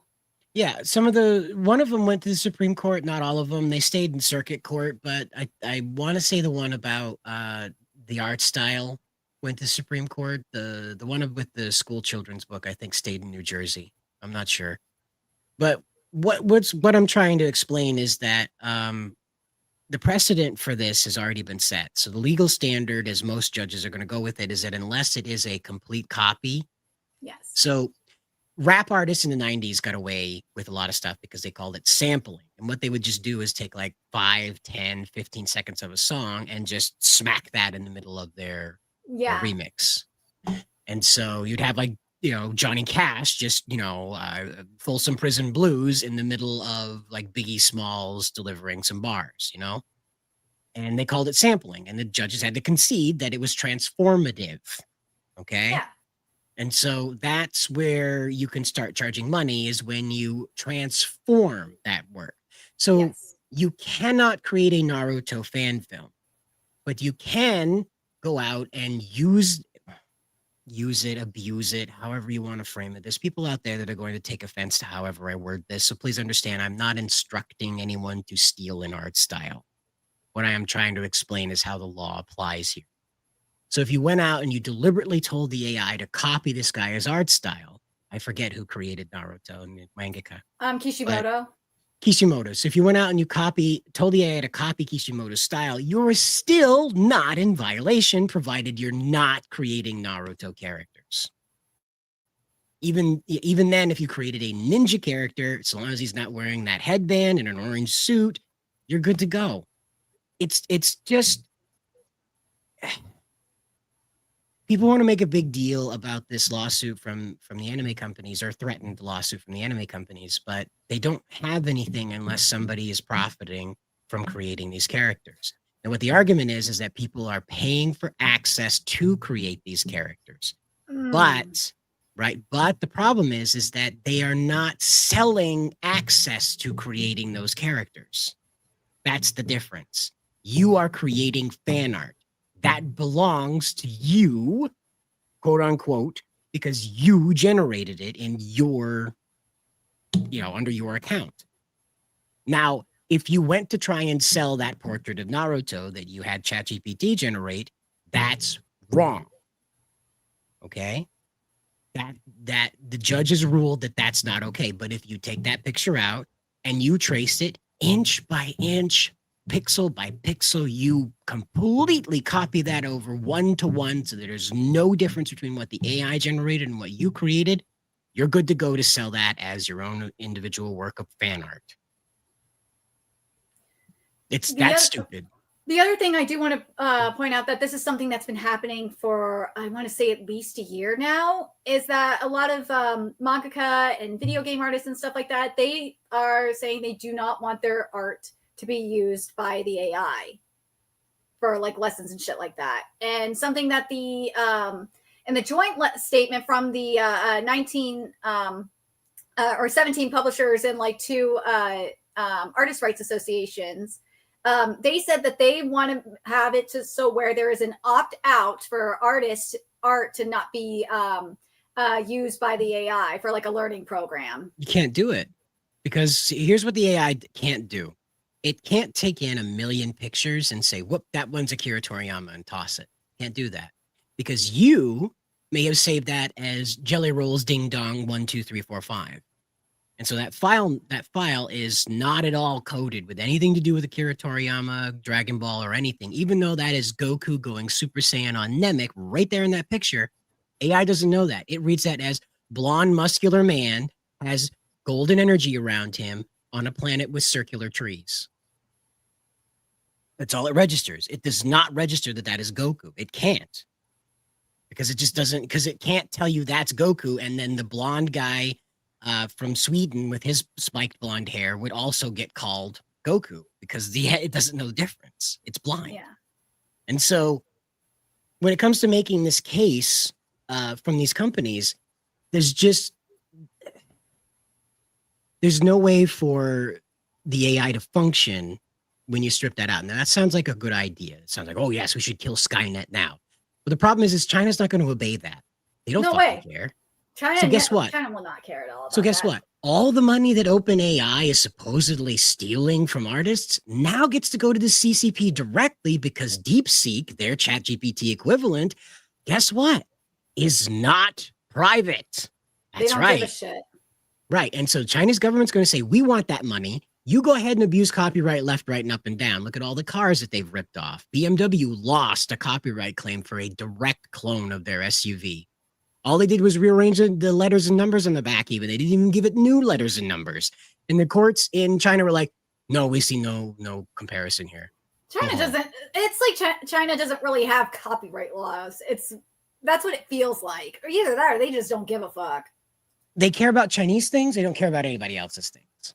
And so this is the thing, is that like the international courts are not going to apply this because they can't apply it to China. So they are not going to risk looking like they're inconsistent. So they're not going to apply them.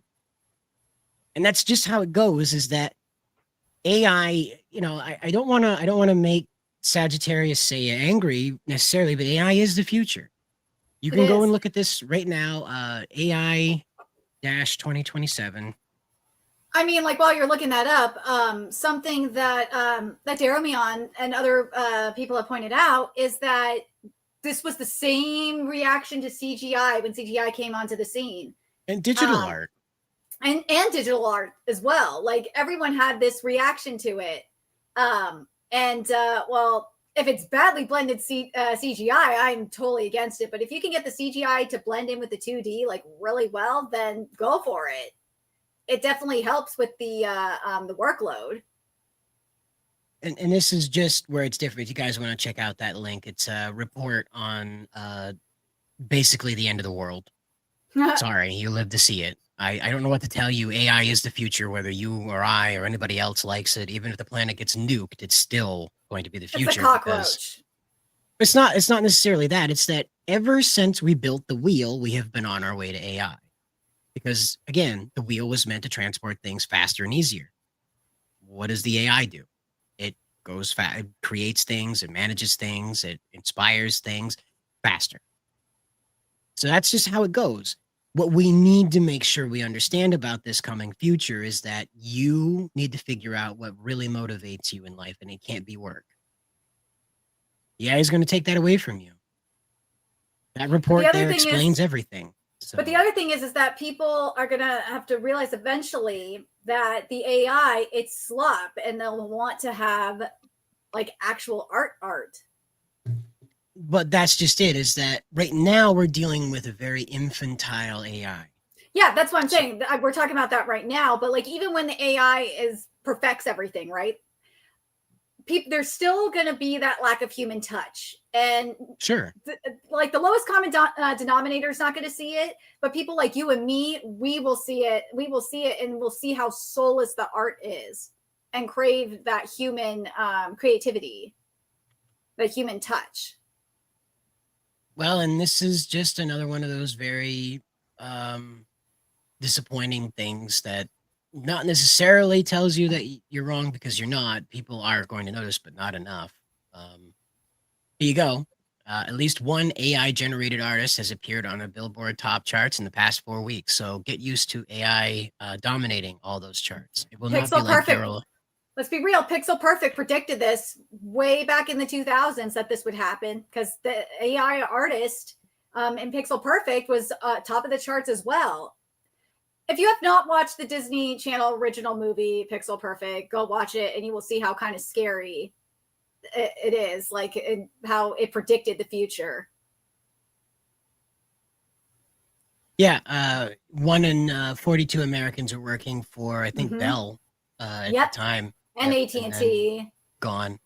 The internet put an end to all sorts of different industries. We're seeing Amazon, like, put the skids to shopping in person. Just about every mall in America is a deserted zone because of it. So progress is painful, because a lot of the time people take the least, the path of least resistance. And a lot of that time that is a sewer slide. That is a very not good time, because it is easy. What's more difficult is making the AI work for us rather than us work for the AI. And it's not trying to do that.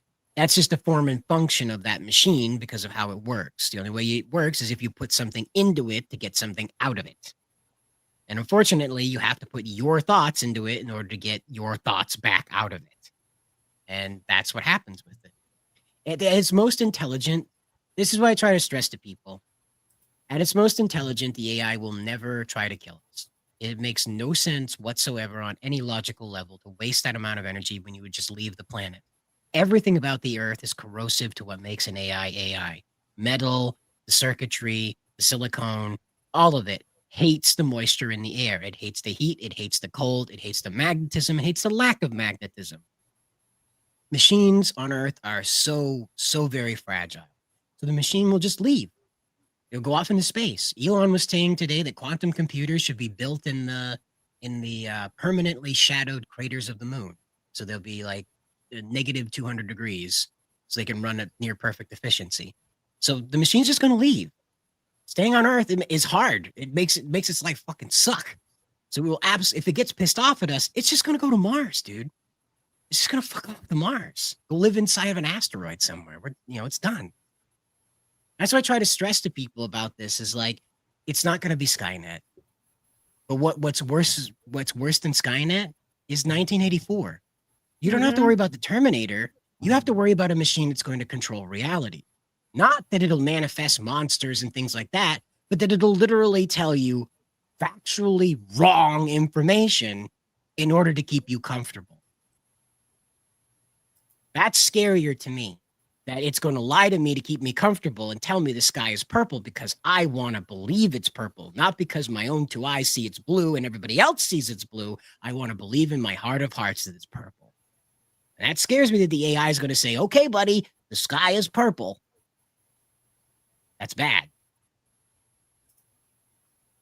Richard asks, can you imagine if we didn't have grocery stores and had to grow our own crops and raise our own animals to eat? Exactly. A lot of people just don't think this through when it comes to the AI because it is such a fast-growing technology that is swallowing up professions, concepts, and ideas left and right. And even at its most intelligent, it's still not going to be smarter than us. It's just going to be smarter than any one human. That's the difference. Even when it gets into the super intelligence, the godlike intelligence, when it's capable of abstract thought, it is not going to be smarter than the collective of humanity. It's simply going to be smarter than one. That's all it takes. Once you understand that about it, it's not a threat anymore. It's this neat little thing that you can get whatever you want out of it if you're patient long enough. A lot of people aren't.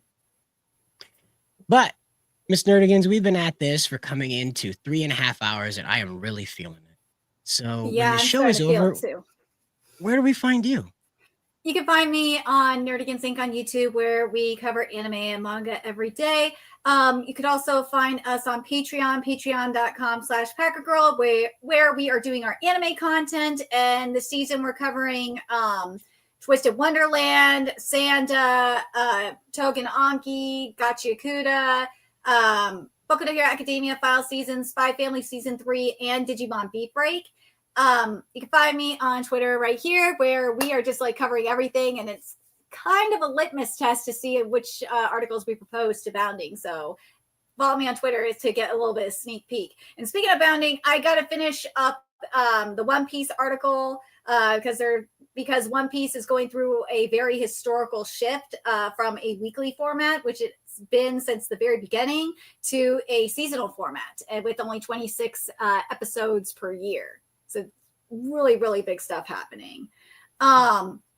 But yeah, like other than that, I'll definitely be here next week. Spencer and I are working on something else, so stay tuned for that too. Okay. Before we drop out, I did want to confirm that I saw Sakura Mita's post about this. This is from the logos of teams that Sakura showed us on Halloween. That's the athlete one where they were all the American Gladiator styled characters. Yeah. And I don't remember which one the bright lights were, but I do remember that there was a magical girl one. So that worked out pretty well. And these are all pretty fun. I would say that these are pretty fun, and text placement looks pretty good too. So especially in this one looks really nice. So keep it up. I'm going to say this. I feel like kind of a boomer because I just have not embraced the AI at all. I don't have any records with Grok. I do not use it at all. I just don't want my data going to it. And maybe that's why I'm shadow banned too, because I don't use Grok. I don't know if it would even Because Grok doesn't know who I am because I don't use it at all.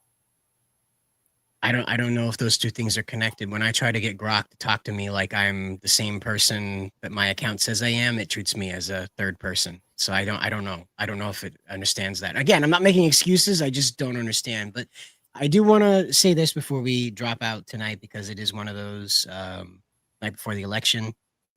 There will be a lot of stress tomorrow. There'll be a lot of people running around doing a lot of crazy stuff. The EBT stuff has been questionable.